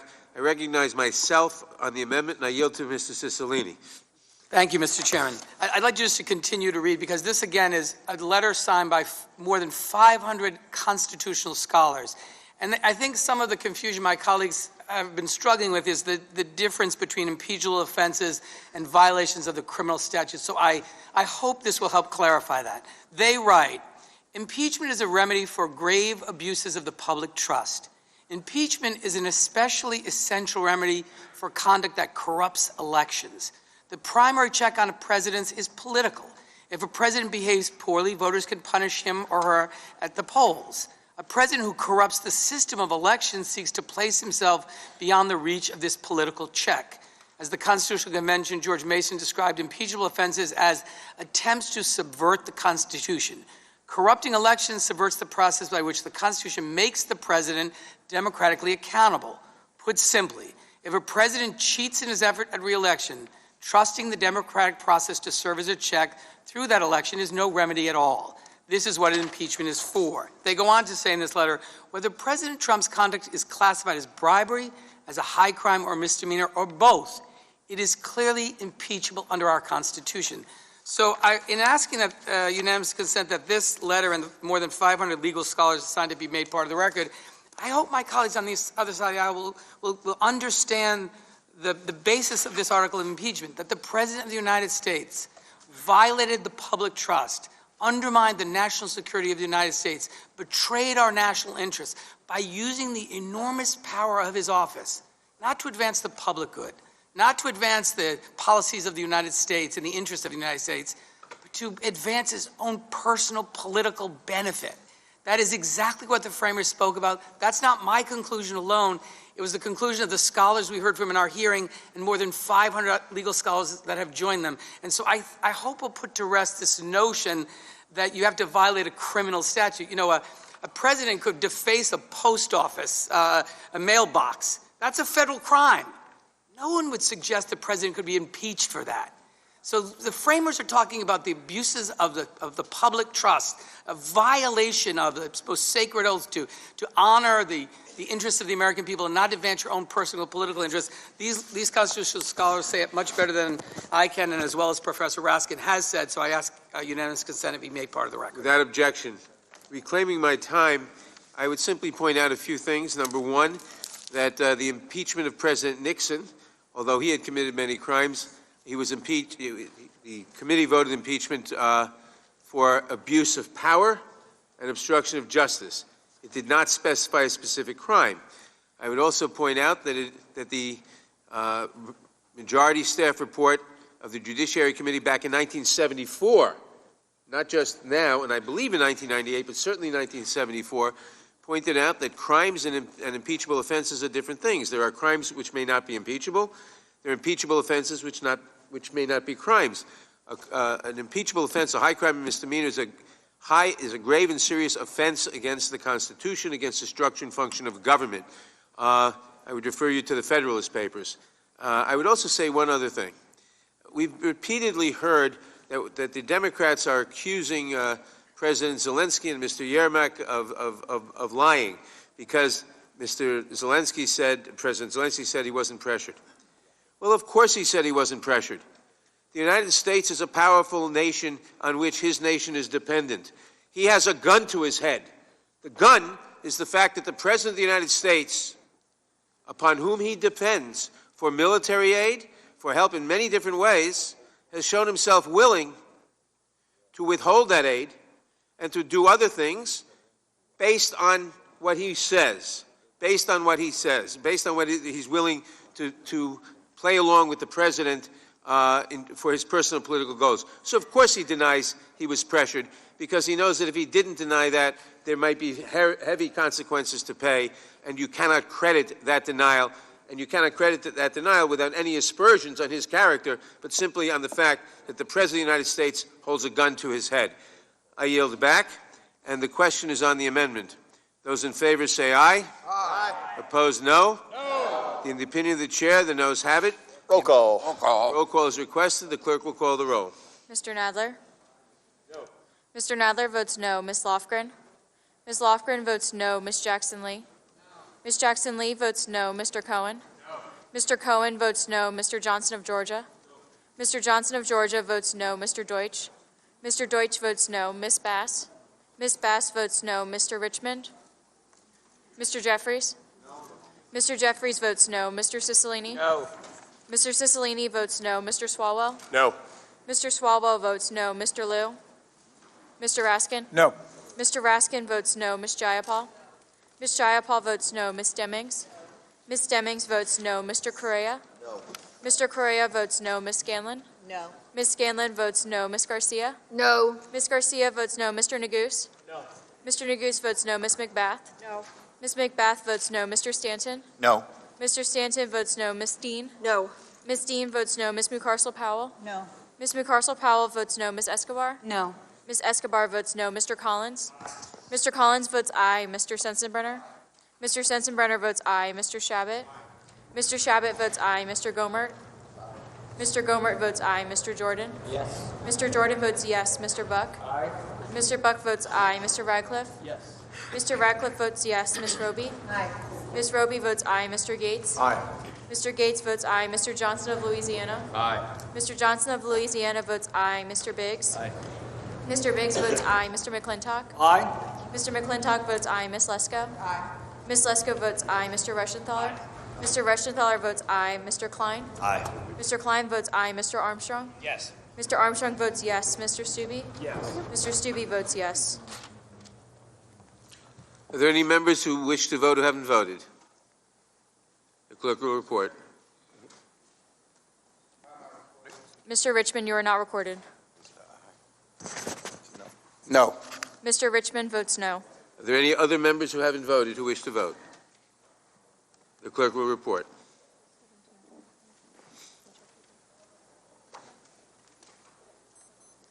Mr. Chairman, there are 17 ayes and 23 noes.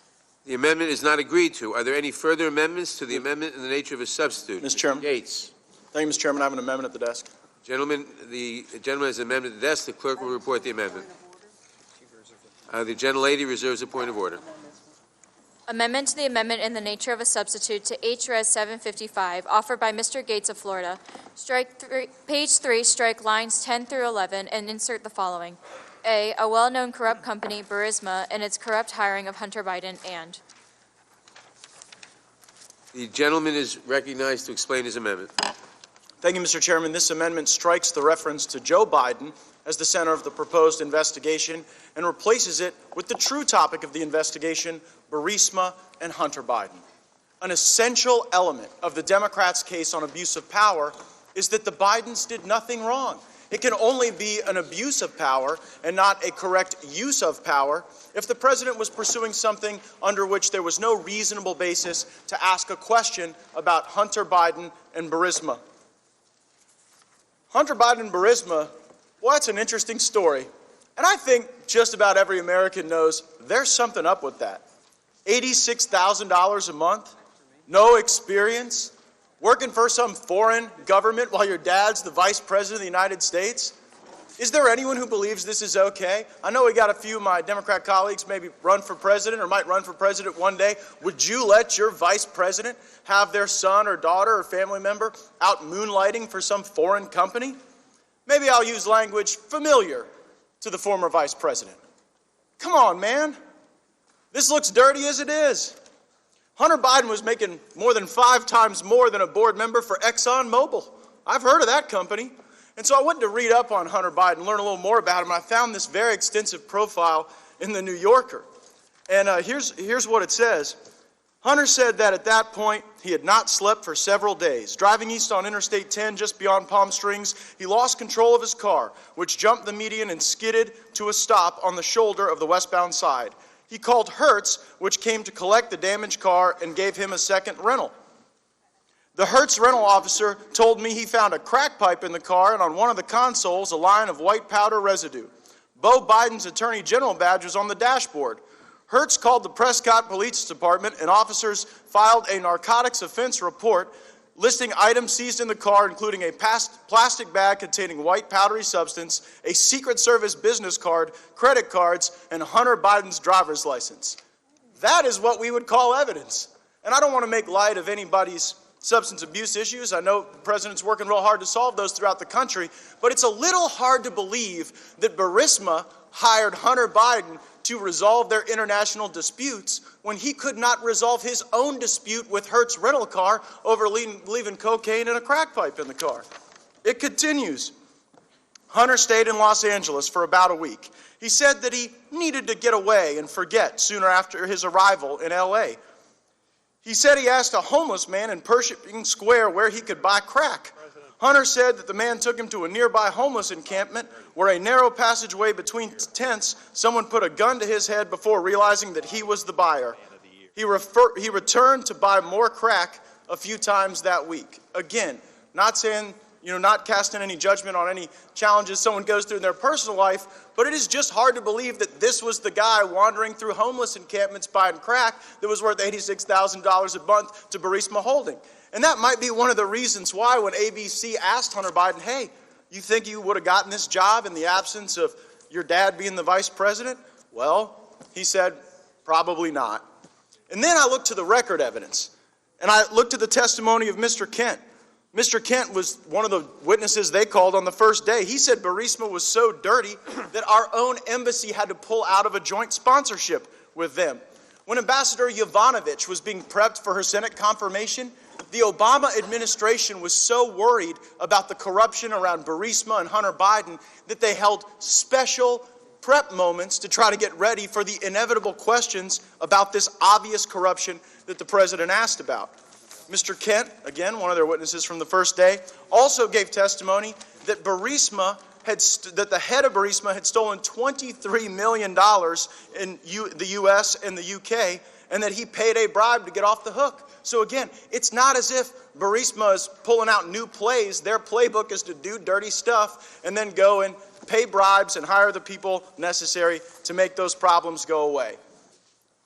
This is why the minority hearing issue is so important, by the way. You wonder why Republicans are so angry that we didn't have a hearing to put on our own witnesses and own evidence. And you may wonder why, well, if they feel so good about their case, why did they block our ability to put in evidence? It's because we have the ability to show that Burisma is corrupt.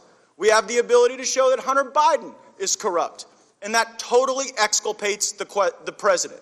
Because there is no way in the United States of America that honestly pursuing actual corruption is an impeachable offense.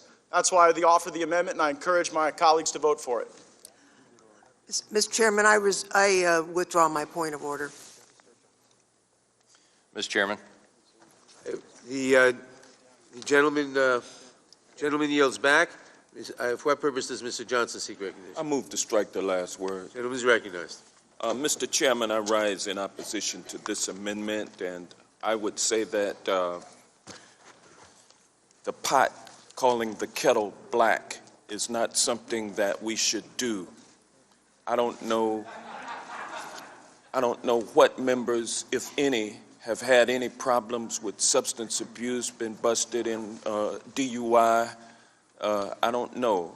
But if I did, I wouldn't raise it against anyone on this committee. I don't think it's proper.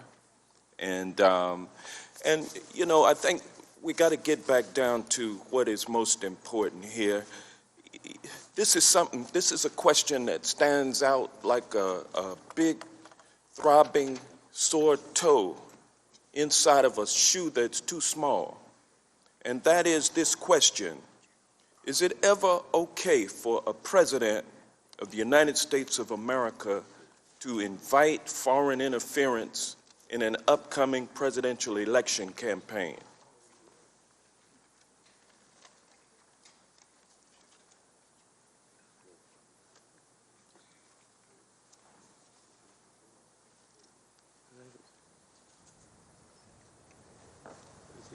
Is the gentleman seeking an answer? Is the gentleman yield? I'll be glad to answer. The silence. Gentleman has the time. The silence People respond. was and is deafening. And there'll be plenty of time for you to respond to that question, and I would invite you to do so. I gave you an opportunity of about 10 or 15 seconds while you could get your story together, and nobody came up with a story. So I'm going to let you move to strike the last word and explain that to the American people. It's never proper for a United States president to hold a foreign country over a barrel to make them do that president's personal bidding and holding needed security assistance, dangling it, and dangling the fact that I'll give it to you if you do this. I mean, that's exactly what happened. It's like the American people understand what happened. Those are the facts. The president said it when he released the transcript of the summary of that phone call on July 25th. The summary of the president's own words shows that the president tried to get President Zelensky to interfere in the upcoming presidential election. That is established by the facts. So this is not about Hunter Biden, and they've said that on the other side repeatedly up until they start talking about Hunter Biden having some substance abuse problems. You can't have it both ways. Let's be honest. This is about our conscience, the conscience of the nation, the conscience of my friends on the other side of the aisle. Do you believe that we should allow this to go unaddressed, what the president did? Because we are a country of precedent. We are a country of rule of law. We are a country of norms and traditions. Are we going to allow the violation of our norms, our traditions, our legal precedent?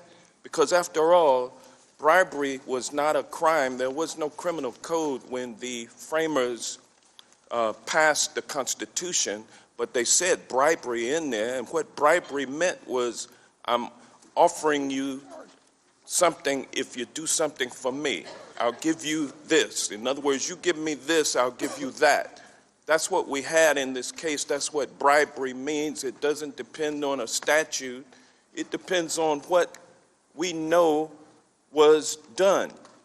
And so let's not get bogged down in technicalities and in character assassination.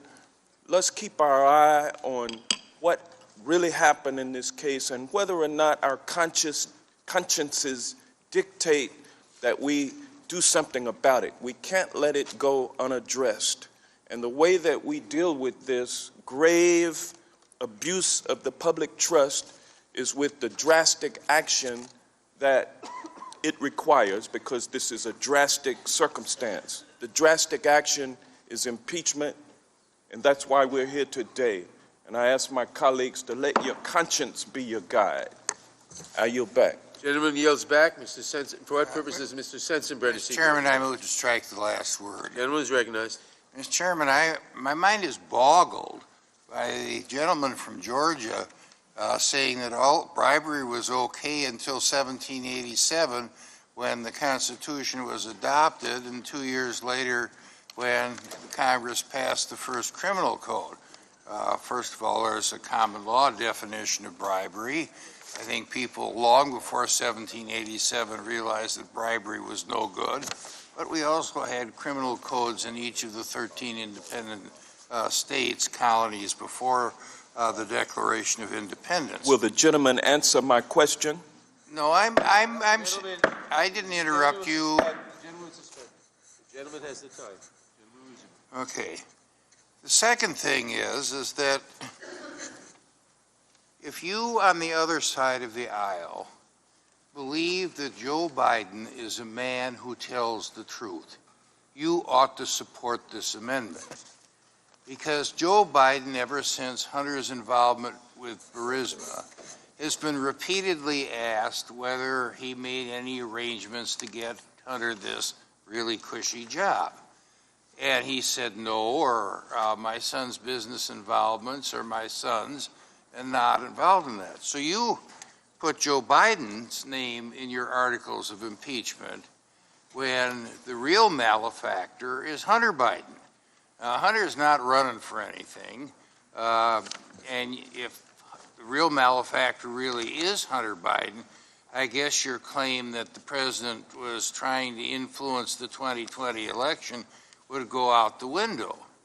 But if you think that Joe Biden is a man who tells the truth, and I'll give him the benefit of the doubt because I think he deserves it, then let's get rid of Joe Biden in this article of impeachment, substitute his son's name in there, and proceed.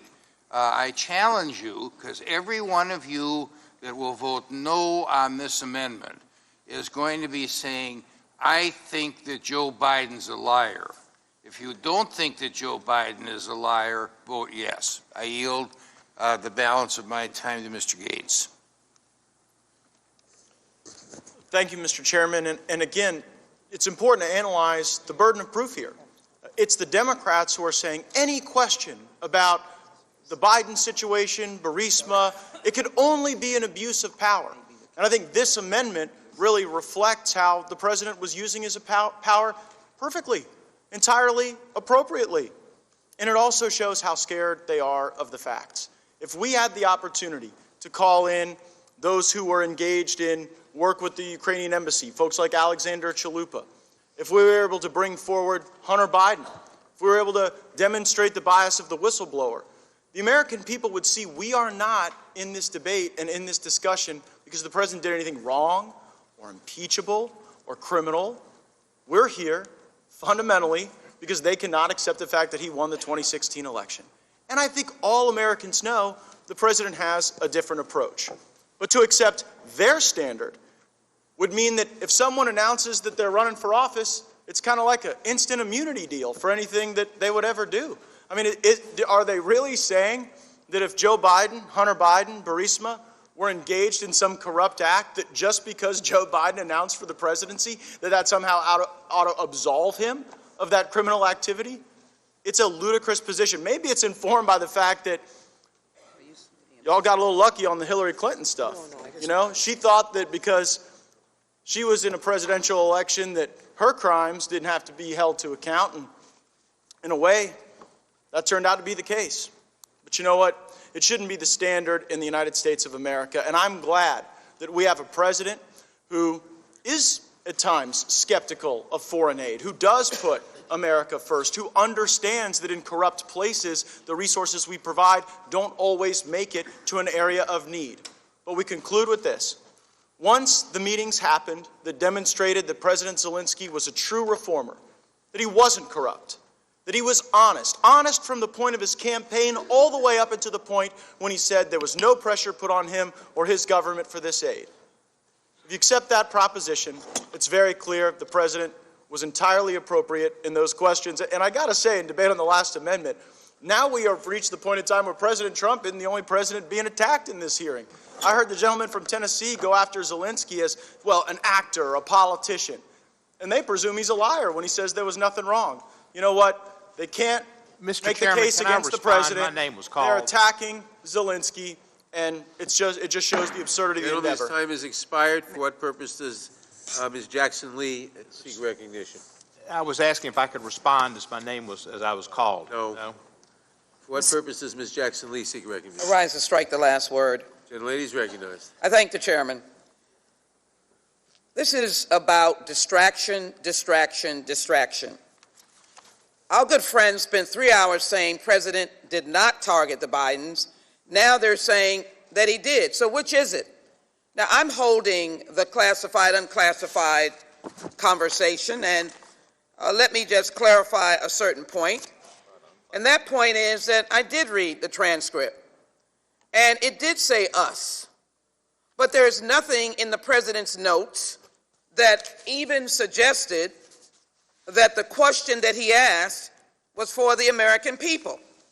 In testimony by Mr. Goldman, who obviously went through every aspect of this, I asked a question about whether or not the president said anything from the notes that are given, the briefing that is given by those representatives of the United States government, the staff of the National Security Council, the State Department, the Defense Department, on corruption. He didn't speak anything about corruption that he was briefed on. And if you go through the call, he continues to mention the Bidens. And so this, again, is about Ukraine. The president did ask Ukraine, the president of Ukraine, a vulnerable leader of a country that is fledgling and trying to survive. Now, let me say that I intend to introduce into the record an article that indicated very clearly that people did die. Trump froze military aid as Ukrainian soldiers perished in battle. LA Times. I ask unanimous consent to submit that into the record. But the facts are the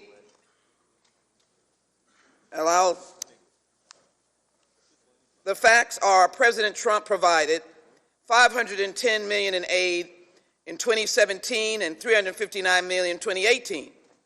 But he wanted to stop in 2019, the year or months before the 2020 election. In addition, President Trump's advisors confirmed that President Trump's investigations, the 2016 election interference and the Bidens, were not U.S. policy. And as well, they have debunked any association that there was anything to the impropriety of the former vice president and his service as it related to Ukraine. I think it is also important the Department of Defense and State Department have confirmed that Ukraine had met all anti-corruption benchmarks and the aid should be released. That's the policy of the United States of America. There was no need for this president to, in essence, try to make up his own policy. In his own statement of administrative policies, and I ask unanimous consent to have those in the record, this is from the White House. Nothing in this said to discuss corruption. Why? Because Ukraine had already met the standards of independent executive agencies, that they had met that standard of corruption. Their money should have been released. And we well know, as the process of the whistleblower and the timing, that President Zelensky, desperate for money, people dying in the field, was asked to do a CNN announcement.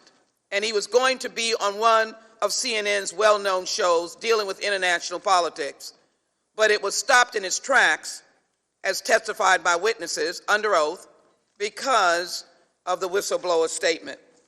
Let me be very clear. There is some representation of crime.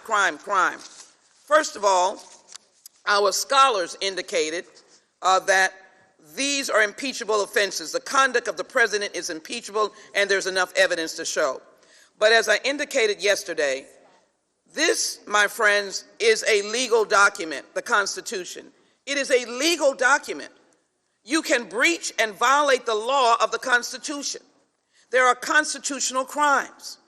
And the vastness of the impeachment process does include the excess of power by the President of the United States.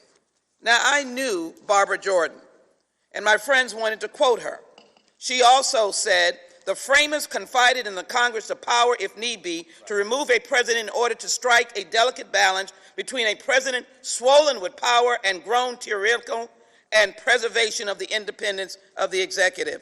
You can violate the crimes of the Constitution. Abuse of power includes that. This amendment should be defeated. Gentlelady's time has expired. Mr. Chair. For what purpose does Mr. Ratcliffe seek recognition? Move to strike the last word. Gentleman is recognized. Thank the chair. I want to answer my colleague from Georgia, Mr. Johnson's question that he asked before. Is it ever okay to invite a foreign government to become involved in an election involving a political opponent? The answer is yes. It better be. We do it all the time. Have you that quickly forgotten how the Trump-Russia investigation proceeded? The Obama administration asked Great Britain and Italy and Australia and other countries to assist in its investigation of a person who was a political opponent from the opposite party. I keep hearing over and over again, you can't investigate political opponents. We have a member of this committee who was, as a member of this committee and the Intelligence Committee, investigating his political opponent, Donald Trump, at the very moment he was running to replace him as president. My colleague on the Intel Committee, Mr. Castro, was investigating President Trump at the very same moment his brother was running to replace President Trump. President Trump is the only one with the really legitimate reason to be doing it. He is the chief executive. Chief executive, we are in the Judiciary Committee, right? We do understand the Constitution. We do understand that the president, as the unitary executive, is the executive branch. And all power in the executive branch derives from the president. And the president can and should ask for assistance from foreign governments in ongoing criminal investigations. There was an ongoing criminal investigation into what happened in 2016. The Attorney General Barr, at the time of the July 25th call, had long before that appointed U.S. Attorney John Durham to investigate exactly that issue. It wasn't just appropriate, it was absolutely the president's constitutional duty. And Hunter Biden, the president has, as the chief executive, the ability to ask about matters where there is a prima facie case of corruption. What do we have with respect to Hunter Biden?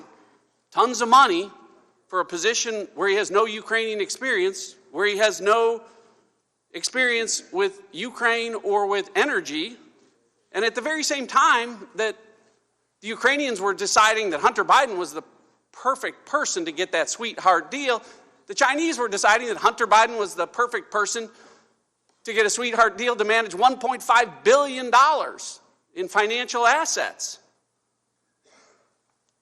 And when the Ukrainian government wanted to investigate corruption, like we all keep talking about they need to, well, they start investigating Burisma, and what happens? Joe Biden says, you better fire that prosecutor investigating corruption into Burisma, or you're not going to get $1 billion. And 6 hours later, that's what happened. That's called influence peddling. That is a crime. And there is a prima facie case of that. And it's absolutely appropriate for a president to ask about that. I yield to my friend. I thank the gentleman for yielding. I just want to respond to the comments from the gentlelady from Texas. She said the president made up his own policy. Well, that's how it works in our country. You get your name on a ballot, you run for office, you go talk to the American people, they evaluate it all on election day, they decide who they want making the policy. That's how it works in our country. It's not the unelected people telling the elected individual how we do things, because the unelected people aren't directly accountable to we the people.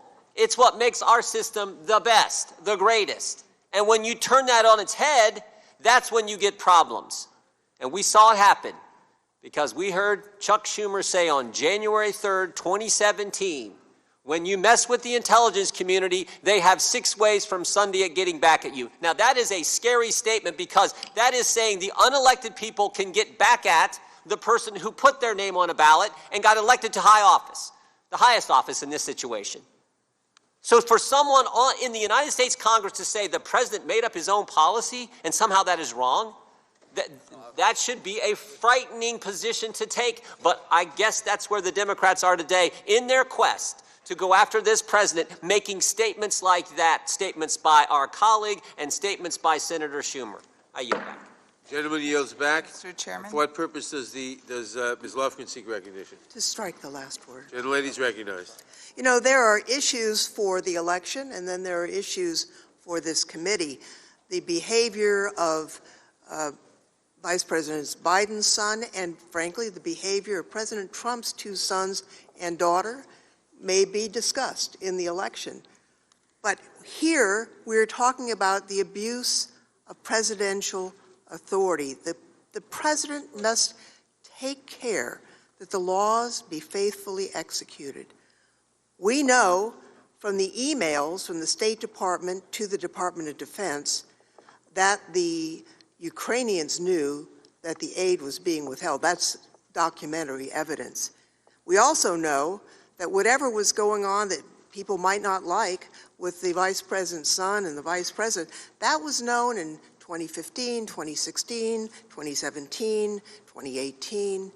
It wasn't until Vice President Biden was beating President Trump in the polls that this issue was raised to try and force a foreign country to invent an investigation to be used politically. That is not seeing that the laws are faithfully executed. That is an abuse of presidential authority. And I would yield now to the gentleman from Florida, Mr. Deutsch. And I think from my friend from California, it's been about 3 hours since I made this point. I guess it needs to be made from time to time. We just can't simply allow the mischaracterization and the misstatement of the rules, the history of the rules, and House resolutions to advance political arguments here. We can't stand for it. And so I want to address again these statements that there was some right to have witnesses come in. It is absolutely true that that's the case. Over 50 years ago, when the rule was written, when Rule 6 was written, it said it's normal procedure for witnesses representing both sides of the issue to give testimony at committee hearings.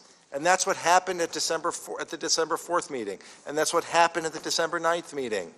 Let's be honest about the rules. And House Resolution 660, I would point out again, provides an opportunity for the President of the United States to come. He could have come on December 4th. He could have sent any of his witnesses.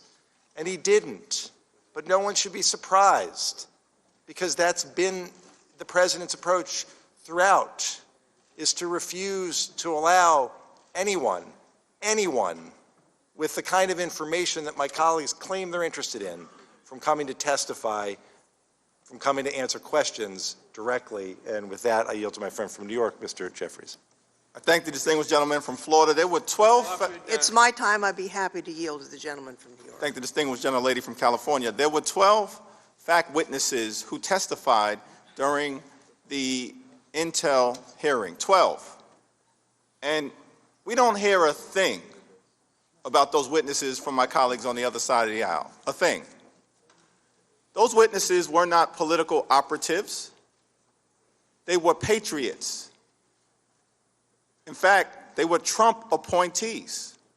Ambassador Taylor, Trump appointee. Ambassador Sondland, Trump appointee. Dr. Fiona Hill, Trump appointee. Jennifer Williams, Trump appointee. Lieutenant Colonel Vindman, Trump appointee. Ambassador Volker, Trump appointee. They all confirmed that Donald Trump pressured a foreign government to target an American citizen for political gain, and at the same time withheld, without justification, $391 million in military aid, undermining America's national security. Let's just look at Ambassador Volker's testimony. He testified about the issue of raising the 2016 elections of Vice President Biden, all these things that I consider to be conspiracy theories. What was his response? It was pretty simple. Quote, I think the allegations against Vice President Biden are self-serving and not credible. That's what this is all about. I yield back. Mr. Chairman, I yield back. The gentlelady yields back. For what purpose does Mr. Gomer seek recognition? Support of the amendment. Speaking. Does the gentleman desire to strike the last word? Thank you, Mr. Chairman. The gentleman is recognized. It's amazing. We're hearing from the same people accusing us of covering up, not willing to face the truth. They're the same arguments that we've been hearing for 3 years now. First, it was accusing us of not being willing to face the facts about Russia collusion and the president scheming with Russia, and that turned out all to be lies. We were right, and those accusing us of not facing the truth were the ones who were not facing the truth. We heard about all kinds of other allegations, and we said, wait, that doesn't appear to be supported. Well, we weren't facing the truth, and there was a lot of media support for those positions, but we still persisted that we were the ones that were right. And this week, these things are all being borne out. We were right, they were wrong, and now we're not hearing anybody come in and say, hey, we're really sorry when we accused y'all of being crazy and not facing the truth. You were right, there was no Russia collusion. You were right, there was no extortion. And my friends across the aisle keep changing the subject. What the call made clear is we're interested in finding out about if there was Ukrainian collusion or interference in our election. Now, it's amazing how the majority can take two positions that counterindicate each other. First of all, they say there was no effort by Republicans, including President Trump, to stop interference from foreign countries. We hear that over and over, including yesterday and today. And yet the only way to step up and do what President Obama refused to do, if you remember, President Obama belittled President Trump, candidate Trump, for saying he was concerned about outside interference. And in fact, President Obama made a mockery of anybody that was so stupid that they thought somebody like Russia or others might interfere and affect our election. He made fun of them. He wouldn't do anything about outside interference because apparently he must have thought the outside interference was going to help Hillary Clinton. As we've heard, there apparently are some people that certainly are accused in Ukraine of doing all they could to help Hillary Clinton. In fact, it was unheard of to have a foreign ambassador in our country step up and come out with support for Hillary Clinton. So what we continue to see is projecting. Somebody on their side engages in illegal or improper conduct, and that's what they accuse President Trump or us of doing. And all of this self-righteousness about, for political purposes, I mean, this is from a transcript from December 1st, 1943, when President Roosevelt was talking to Marshal Stalin. He's talking with Stalin. This is apparently in Tehran, they're meeting. But he wanted to talk to him about internal American politics. And from the stenographers, they say that President Roosevelt said there were in the United States 6 to 7 million Americans of Polish extraction. As a political man, he didn't want to lose their votes, and he was explaining he couldn't go public. He didn't care when basically the Soviet Union took over Poland. He didn't care if they cut down Poland's borders from the east and from the west. And he goes on to say, they say jokingly, that when the Soviet armies invade and occupy these areas of Lithuania, Latvia, Estonia, he did not intend to go to war with the Soviet Union on this point, but he continues to emphasize, some of these things he can't go public with. These kind of things have gone on by Democrats for many decades, and here they come after the one guy. He wants to get to the bottom of 2016 foreign interference. And what do they accuse him of? Of getting foreign interference. No, you can't root out foreign interference until you know what it was. So you can't have it both ways. Well, I guess the Democratic Party can't have it both ways, but this has got to stop before it goes too much further. I yield back. The gentleman yields back. For what purpose does Mr. Cicilline seek recognition? Oh, I'm sorry. Who is? We do.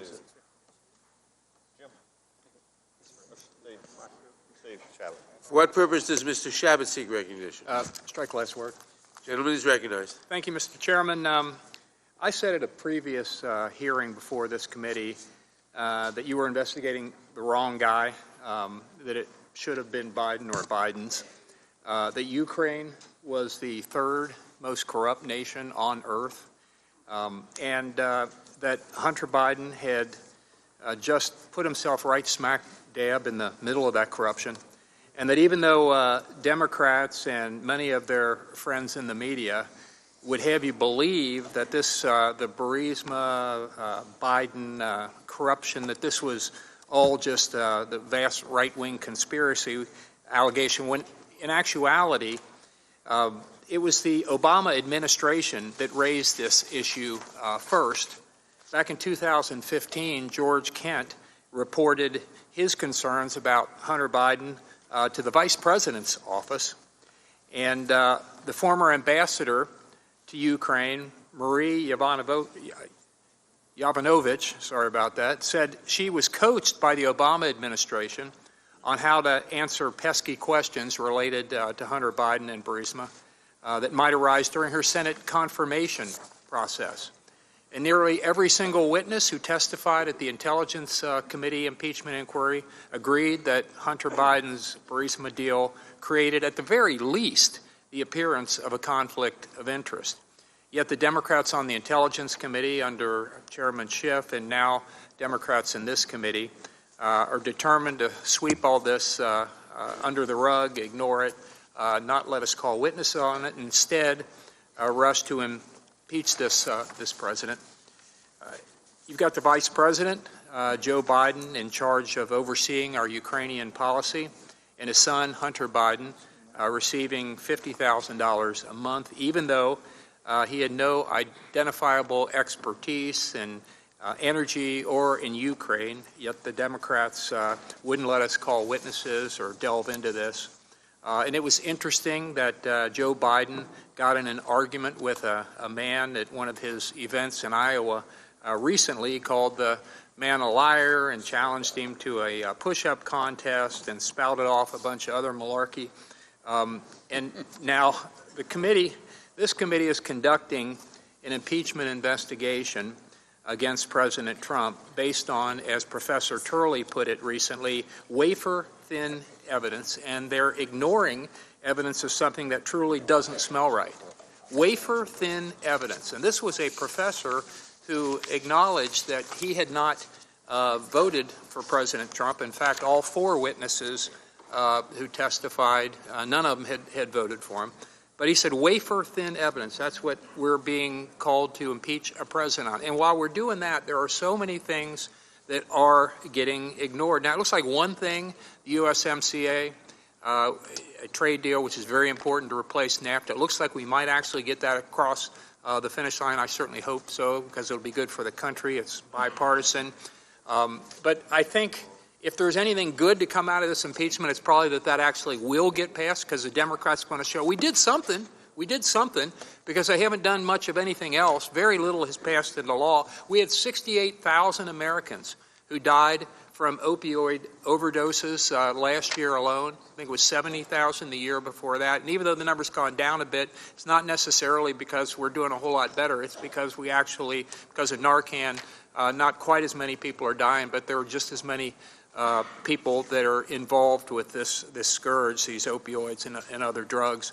Our southern border is still a sieve. We have far too many people coming across our southern border. That's something we ought to be able to work on in a bipartisan manner in this committee, to do something about that, and our asylum laws, which need to be reformed. We got a $22 trillion debt hanging over our head. The reason I'm mentioning these issues, this committee has jurisdiction over all these things and isn't doing a thing, because we've been spending all our time for the last year on impeachment in one form or another. But I have a bill, a balanced budget amendment, which would actually move in the right direction to doing something about that. We should have done it years ago. Those are all in our jurisdiction. Other things like infrastructure, not in our jurisdiction, but the United States Congress ought to act on it. We have our highways and our bridges are crumbling in this country. It's actually something we generally agree on, but the Democrats probably don't want the president to take any credit for that, so that's not likely to happen. It's unfortunate taking up all this time on impeachment when there are so many other things that we ought to be working on for the benefit of the American people. What purpose does Mr. Sensenbrenner seek? Does Mr. Jordan seek recognition? Yield to the ranking member.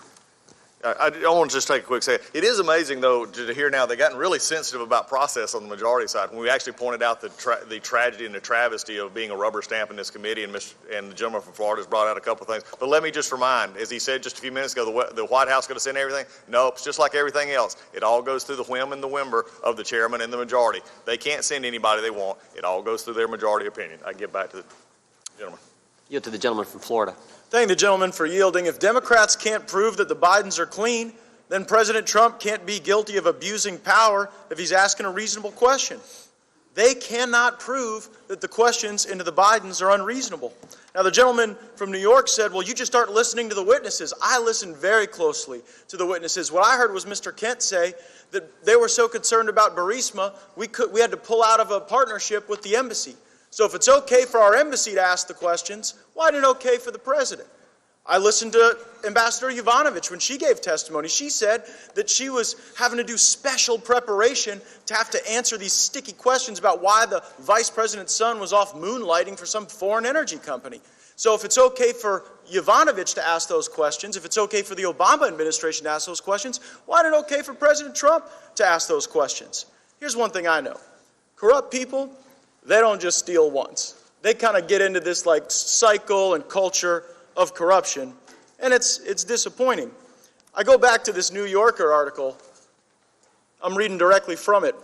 One of Kathleen's motions, this is regarding Hunter Biden's divorce, contains a reference to a large diamond that had come into Hunter's possession. When I asked him about it, he told me he had been given the diamond by Chinese energy tycoon Yi Jingmen. Hunter told me that 2 associates accompanied him to his first meeting with Yi in Miami, and they surprised him by giving him a rare vintage of scotch worth thousands of dollars. So this guy wasn't just taking these weird jobs from the Ukrainians. He was taking diamonds and scotch from the Chinese, and I think it is entirely appropriate for the President of the United States to figure out why that's the case. The American people watching today know that this is an impeachment movement that is losing steam. I was watching CNN on the way into the hearing this morning, maybe one of the only folks, but I was watching, and I heard Gloria Borger say, the polling on impeachment is bad for Democrats. I heard Jim Sciutto say that Chairman Nadler had gone on CNN's air and said, well, once we have these public hearings, we will animate all this public support for impeachment. Well, now you've had the hearings, you've called the witnesses, and you know what? You're losing ground. You're losing ground with the media, you're losing ground with the voters, and you're even losing ground among your own Democrat colleagues. I believe the public reporting I've seen that some of your more moderate members in districts that President Trump won are begging you to pursue something other than impeachment. This bloodlust for impeachment is not going to be visited on us or President Trump. It's going to be visited on your own members, and they're asking you not to do this. The only standard that Speaker Pelosi, Chairman Nadler, and Chairman Schiff set was a bipartisan standard. They said this has to be bipartisan. They said it all throughout the 2018 calendar year. But now the only thing that has changed is not a strengthening of the evidence. It's that we're going into an election. And they have taken a look at the candidates that they have in the Democratic field, and they've realized that they have to create this impeachment platform because their candidates are incapable of defeating President Trump in a fair fight. We know that. The American people know that, and so the only bipartisan vote that has occurred on impeachment was a bipartisan vote against opening the inquiry. And the only possibility for movement from that vote to now, despite wasting all our time, despite having all these hearings, despite all the damage to our institutions through this very weird and aberrational investigation you've run, the only risk is that you'll lose more votes than you started with. You lost 2 of your members the first time. And you're not going to lose less than 2 of your members. You only have a risk of losing more than 2 of your members. And you know what? Republicans are united. We see this for what it is. And we know, just as my colleague from Ohio, Mr. Jordan, said, this is not just an attack on President Trump politically, though it is the election that motivates them for this bizarre behavior. It's not just an attack on the presidency. It's an attack on us. It's an attack on those of us who believe in this president, who understand very well who we voted for, and he's got some non-traditional ways of doing business. But we also see the great success of this country. More jobs, more opportunity. They have no answer for that in the upcoming election, and it's why we're here. Gentleman's time has expired. Mr. Biggs. Mr. Biggs, for what purposes, Mr. Biggs seek recognition? Move to strike the last word. Gentleman's recognized. Thank you, Mr. Chairman. I mentioned before that looking at the evidence, I'm stunned that my colleagues on the other side of the aisle perpetually read every inference you can make in the light most negative to the president, and yet this whole proceedings and the way this has been shaped up indicates that there's an incredible inference against their credibility because of the way they've stacked the cards against the president. So I want to read. I support the gentleman's amendment, and I want to read this from a Ukrainian source who was named and cited in a recent publication. It says, quote, by inviting influential foreigners, Ukrainian business wants to get additional protection, PR and lobby mechanisms to grasp additional spheres of interest. Having Hunter Biden on board, the owner of Burisma wanted to correct the image and to get cover because authorities are scared by the U.S. Embassy in Ukraine. Hunter Biden, using the political capabilities of his family, acted as a rescue buffer between Burisma and Ukrainian law enforcement agencies. His work in the company of a corrupt official smells. Now, so let's take a look at the document, the transcript they keep, our colleagues keep referring to. Page 4, the other thing President Trump says, there's a lot of talk about Biden's son, that Biden stopped the prosecution. A lot of people want to find out about that. So whatever you can do with the Attorney General would be great. Biden went around bragging that he stopped the prosecution. So if you can look into it, it sounds horrible to me. That is the essence of what they want to impeach President Trump for. So it begs the question, it simply begs the question, really. Do you get immunity? Is it an immunity granting event to have a relative run for public office? Do you get immunity for that? Let's flip it on its end. The question is, does the president have the authority to request an investigation? Most assuredly. He mentions the Attorney General here. It is clear that he would like an investigation into the corruption surrounding the Ukraine. Because what does President Zelensky go on to say? He goes on to talk about trying to restore the honesty in his country. That's what he's talking about. You got the Attorney General, you got the President of both countries acknowledging that there's corruption, and let's get it fixed up.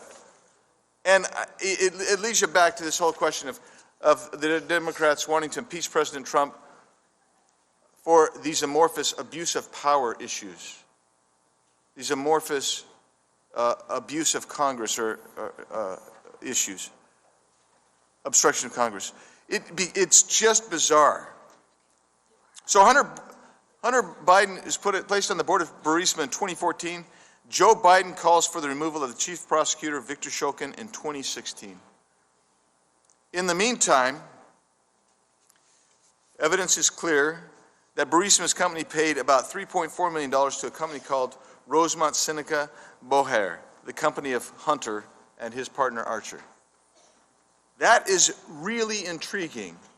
The investigations surrounding Burisma's stop and the Burisma's reputation in Ukraine is low, and it was dubious even before this impeachment inquiry raised it to new attention. Now let's face it. According to Ukrainian sources, Burisma is not on everybody's front burner in the Ukraine, but it is here because we were providing hundreds of millions of dollars to the Ukraine in foreign aid. And this president said, we need to stop corruption. He mentioned specifically the corruption that he had heard about. Is that impeachable? No. Is asking for an investigation to get to the bottom of it, because you do not get immunity just because your father is running for a public office, just because anyone related to you is running for public office. And I will tell you, this president has done a remarkable job in spite of 3 years of constant harassment by the Democrats of this body and the media on the left of this country. We have a great economy. He's trying to bring order to the border. We have more people working than ever before. This president has restored the military and actually prestige around the world. There are no more apology tours on the foreign policy side that we saw in the previous administration. He has really worked to make America's esteem and greatness reprise. Gentlemen, the gentleman's time has expired. Mr. Cicilline, for what purposes? Move to strike the last word, Mr. Chairman. You are recognized. I want to just begin very quickly and respond to the gentleman from Ohio's lamenting about the productivity of this Congress, and remind my friends on the other side of the aisle and the American people that we have passed nearly 400 pieces of legislation since Democrats took the majority. 275 of those bills are bipartisan. They range in legislation to drive down the costs of prescription drugs, to protect coverage for pre-existing conditions, to provide equal pay for equal work, to raise the minimum wage for 33 million Americans, the biggest anti-corruption bill since Watergate, H.R. 1, legislation to restore net neutrality, to respond to the climate crisis, universal background checks, and we recently completed negotiations on the new trade deal. So the list is exhaustive. Sadly, 80% of those bills are lying on Mitch McConnell's desk awaiting action. So I urge my colleagues, maybe instead of trying to mischaracterize what is one of the most productive Congresses in modern history, we ought to assert some energy in persuading Mitch McConnell to do his job and bring those bills to the floor. Now let's get back to the facts of this impeachment hearing. First and foremost, there's been this effort to really confuse what this is about and what this impeachment is about. It is about the President of the United States using the power of his office to smear a political opponent, to drag a foreign power into our elections, to corrupt the elections, and leverage hundreds of millions of dollars of taxpayer money to accomplish that objective. So this amendment would like to wish away the motive of the president to engage in this corrupt scheme, but you can't wish it away, you can't amend it away. The facts are the facts. The allegations that we're talking about here originated in 2015. And that's according to the Minority Report as well. And in 2017 and 2018, foreign assistance was provided by Ukraine. What happened in 2019? What changed? The president is losing in a national poll by double digits to Joe Biden. Those are the facts. Third, multiple witnesses, Trump administration officials, testified that Vice President Biden did nothing wrong, including Mr. Kent, Ambassador Yovanovitch, Mr. Holmes, Ambassador Volker. Vice President Biden's firing of the prior prosecutor was done in accordance with official U.S. policy. It was approved by the Justice Department. It was the policy of the United States. It was supported by the European Union and many countries throughout Europe, and a bipartisan coalition in Congress. This was a corrupt prosecutor. It was official U.S. policy that the vice president was executing. By contrast, what we have in this case, the basis of this impeachment proceeding, is exactly the opposite. What President Trump was doing was not official U.S. policy, and all the witnesses confirmed that. It was not done through the Justice Department, and it was done against the advice of all of his advisors. And so that's what's very different about what we're confronting today. And this was work which was not done by the apparatus of the State Department. This is an effort that was led by the president's personal attorney, Rudolph Giuliani. This scheme was led by this whole apparatus outside the State Department. So let's not confuse these two things. Facts matter, the truth matters. You cannot continue just to make assertions when the record is completely the opposite. And I'd like to yield to the gentleman from California, Mr. Swalwell. I thank the gentleman. If President Trump and my Republican colleagues were so interested in rooting out corruption in Ukraine, there was so much they could do that they never did. My Republican colleagues for many years were in the majority. For many years, the vice president's son was on this board. They never investigated this. Their concern only came about once Vice President Biden became President Trump's chief political opponent. On April 21 of this year, President Trump called President Zelensky to congratulate him. In his talking points, President Trump was told to bring up rooting out corruption in Ukraine. President Trump never did it, but the White House, in their talking points, lied to the American people and said the president had. July 25, again, National Security Council members work really hard to tell the president, impress upon the Ukrainian president he needs to root out corruption in his country. The president never brings up corruption. If the president wanted to investigate any individual U.S. citizen, there's a formal process we go through. The president never asked the Attorney General to do this. The president was never interested in fighting corruption in Ukraine. He was only interested in weaponizing corruption in Ukraine for his own personal benefit, and that's why we must hold him accountable for an abuse of power. And I yield Mr. back. Chairman, I have a unanimous consent request. Gentleman yields back. I recognize the gentleman for a unanimous consent request. Thank you, Mr. Chairman. I'd ask that this article dated February 12th, 2019, just 2 weeks before the call to Mr. President Zelensky, entitled "Trump asked top political advisors whether he should worry about running against Joe Biden." Without objection, it is now, there are votes on the floor.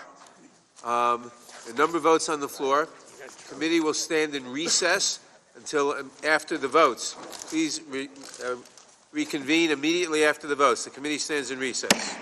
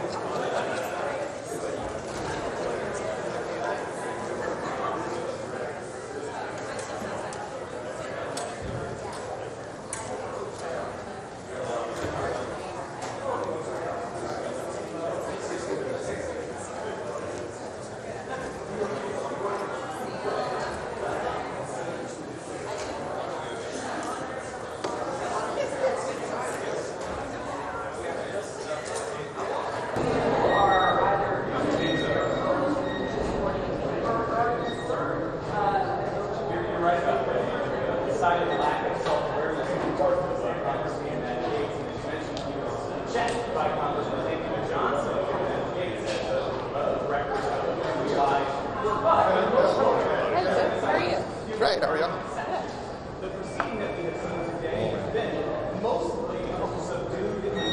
Hey, how are you? Having fun?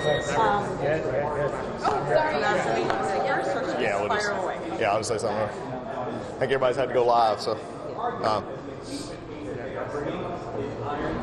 Ready, for those who are ready, let's go ahead, because we got to go to votes. Yeah, ready. I think. I think what we've seen this morning is what we've been saying all along. When you brought articles of impeachment that have nothing to do with the facts that have been presented, it's really painful to watch the Democrats actually try to make abuse of power and make these other things the articles of impeachment when they say that, and we already saw from the Democrats this morning, they just sort of made it up of whatever they wanted to, way beyond the scope of the Ukraine. We've heard everything from, the different things they make up. So today has just been a confirmation of what we've been saying all along. They never had a case, and when they wrote these articles of impeachment, they did so for talking points for members all across the country, just to basically go make up whatever they wanted to make up. Next. Anybody else want a statement? Good question. Okay, Deb. I think this continues to be a total travesty. I mean, there is no proof of any crime. Not one single one of their Democratic fact witnesses was able to establish bribery, treason, or any high crime or misdemeanor. I mean, they have absolutely nothing, yet they continue down this line, and it really is a shame. The Gates Amendment that you guys are considering right now would strike Joe Biden from the section of the articles that say President Trump sought to have Ukraine publicly announce investigations into Biden. So is it the position of the Republicans that the president did not ask for an investigation to the Bidens? No, the position we're having right now is that basically what we're saying is what was in the transcript, which is undoubtedly very hard for the Democrats to read, was that the issue of the Bidens was Hunter Biden's corruption. This goes back to the whole issue of what the president has felt all along, that corruption in the Ukraine was a problem, and that's where he's been. He didn't say corruption in the call, and he asked for an investigation. But again, we've also, it goes back to an issue here where you look. He didn't say Joe Biden in the call, because what we just came out of was us. I didn't dispute you there. I said yes. All right. Okay. So then why remove that from the transcript? So it's still your contention, even though he didn't bring up corruption in either of these calls, that corruption is actually what he was focused on and not Joe Biden? It has been. There's nothing to change here because that's the facts. When you go into, even when the misquoted the misquoted transcript, which we keep doing all the time because they're having to make it salacious for people to believe it's a personal favor, he said us and our country. Remember the context of this call. It was the day after the Mueller report, the day after everything had happened up here, and our countries were torn apart, which now there was no work with, the collusion was gone, the whole issue of corruption, and we're still dealing with this. And again, there's another thing that's brought up today. This was not the only time. Back in 2017, early 2018, we also had aid stops as well. These are kind of things that are just not being brought out right now because they have nothing else to go on. How many times have you heard, and you reported on the fact that they said quid pro quo, extortion, bribery? They didn't even focus groups, and then we come to this, and we don't even have those charges actually in articles of impeachment. That's a really travesty as well. Do you wish the president hadn't brought up Joe Biden? I think the comm call is fine as it is. I think it's a conversation taken at a point in time in which the president was expressing his concerns as we go forward. The rest of the afternoon, you're going to see the same thing play over and over. And I think what we saw, this is my last statement before we go to votes, what we saw this morning was a starting out, they tried their best to make the articles look good, and then all of a sudden, as we started poking holes in their story for the whole time, you just started seeing them sort of step back. A couple of them will come forward and say this is what they're trying to say, but really right now it's just all over the map. This is why the American people need to look at these articles for what they are. Basically a partisan impeachment, and this is what the federalists run. Looking ahead, you've been mentioning Hunter Biden. Do you think he needs to be called as a witness in the Senate? Would you like to see the live witnesses in the Senate? I'm anxious to see what the Senate does at all with this because it'll be into their court next. Believe me, make no bones about this. As I've said all along, this is what the Democrats have been intending to do since January. They just had to find the right opportunity. So if the Senate wants to call those folks, that'll be up to the Senate. Thank you. How many more amendments? How many more amendments do you expect? Good meeting. A good many. Oh, I was trying to figure how you want to protect that law.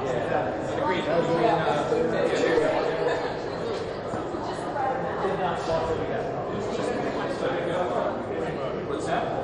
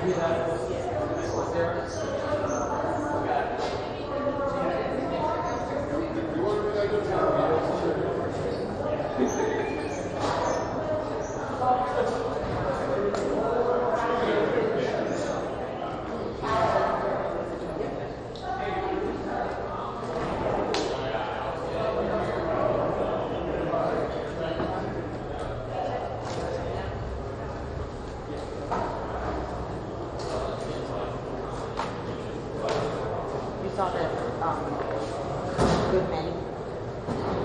Yes, oh, yeah.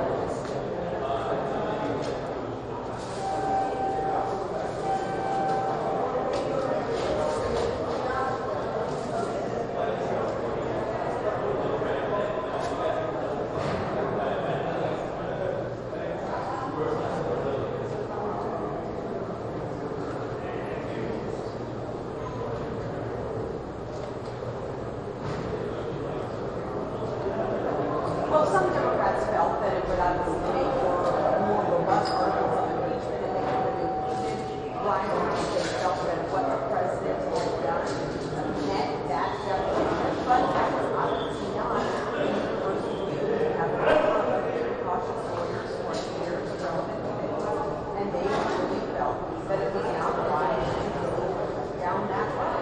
And beyond that, it had some more moderate members from the district who were a little nervous about adding bribery to the articles of impeachment. Felt that that was going to be too controversial. Those reasons, Democratic leaders, and Speaker Pelosi in particular, decided to go this more cautious route.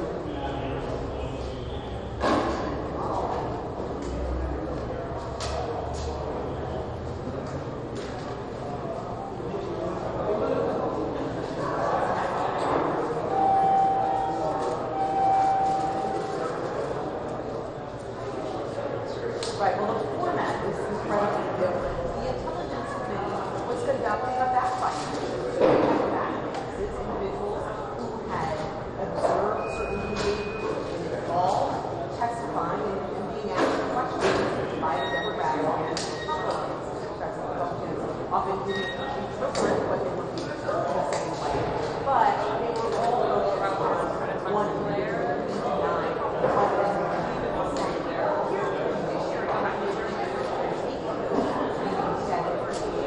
and they are crystallizing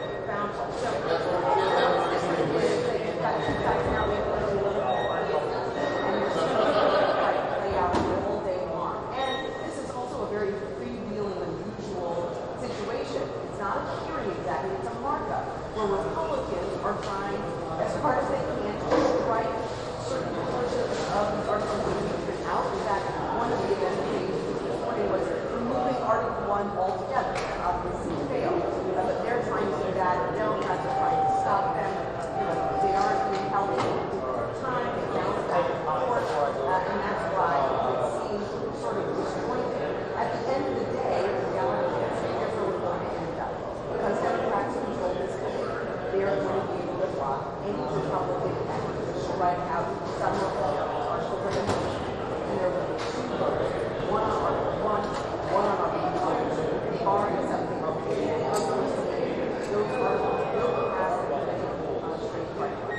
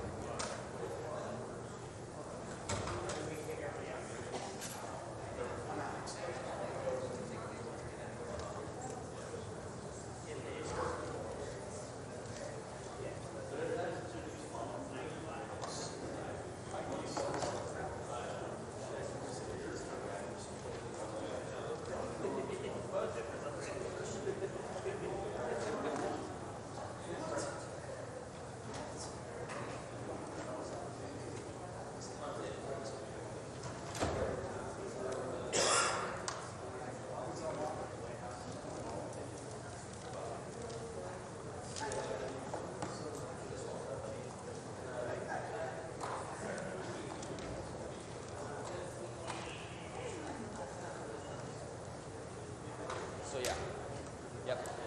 This row is free. You see how people like stuff here, and they're gonna tell you, oh, I already have my stuff on this. So they tell you like this row. But if they don't, I'll give it a sometimes they complain if it gets too small.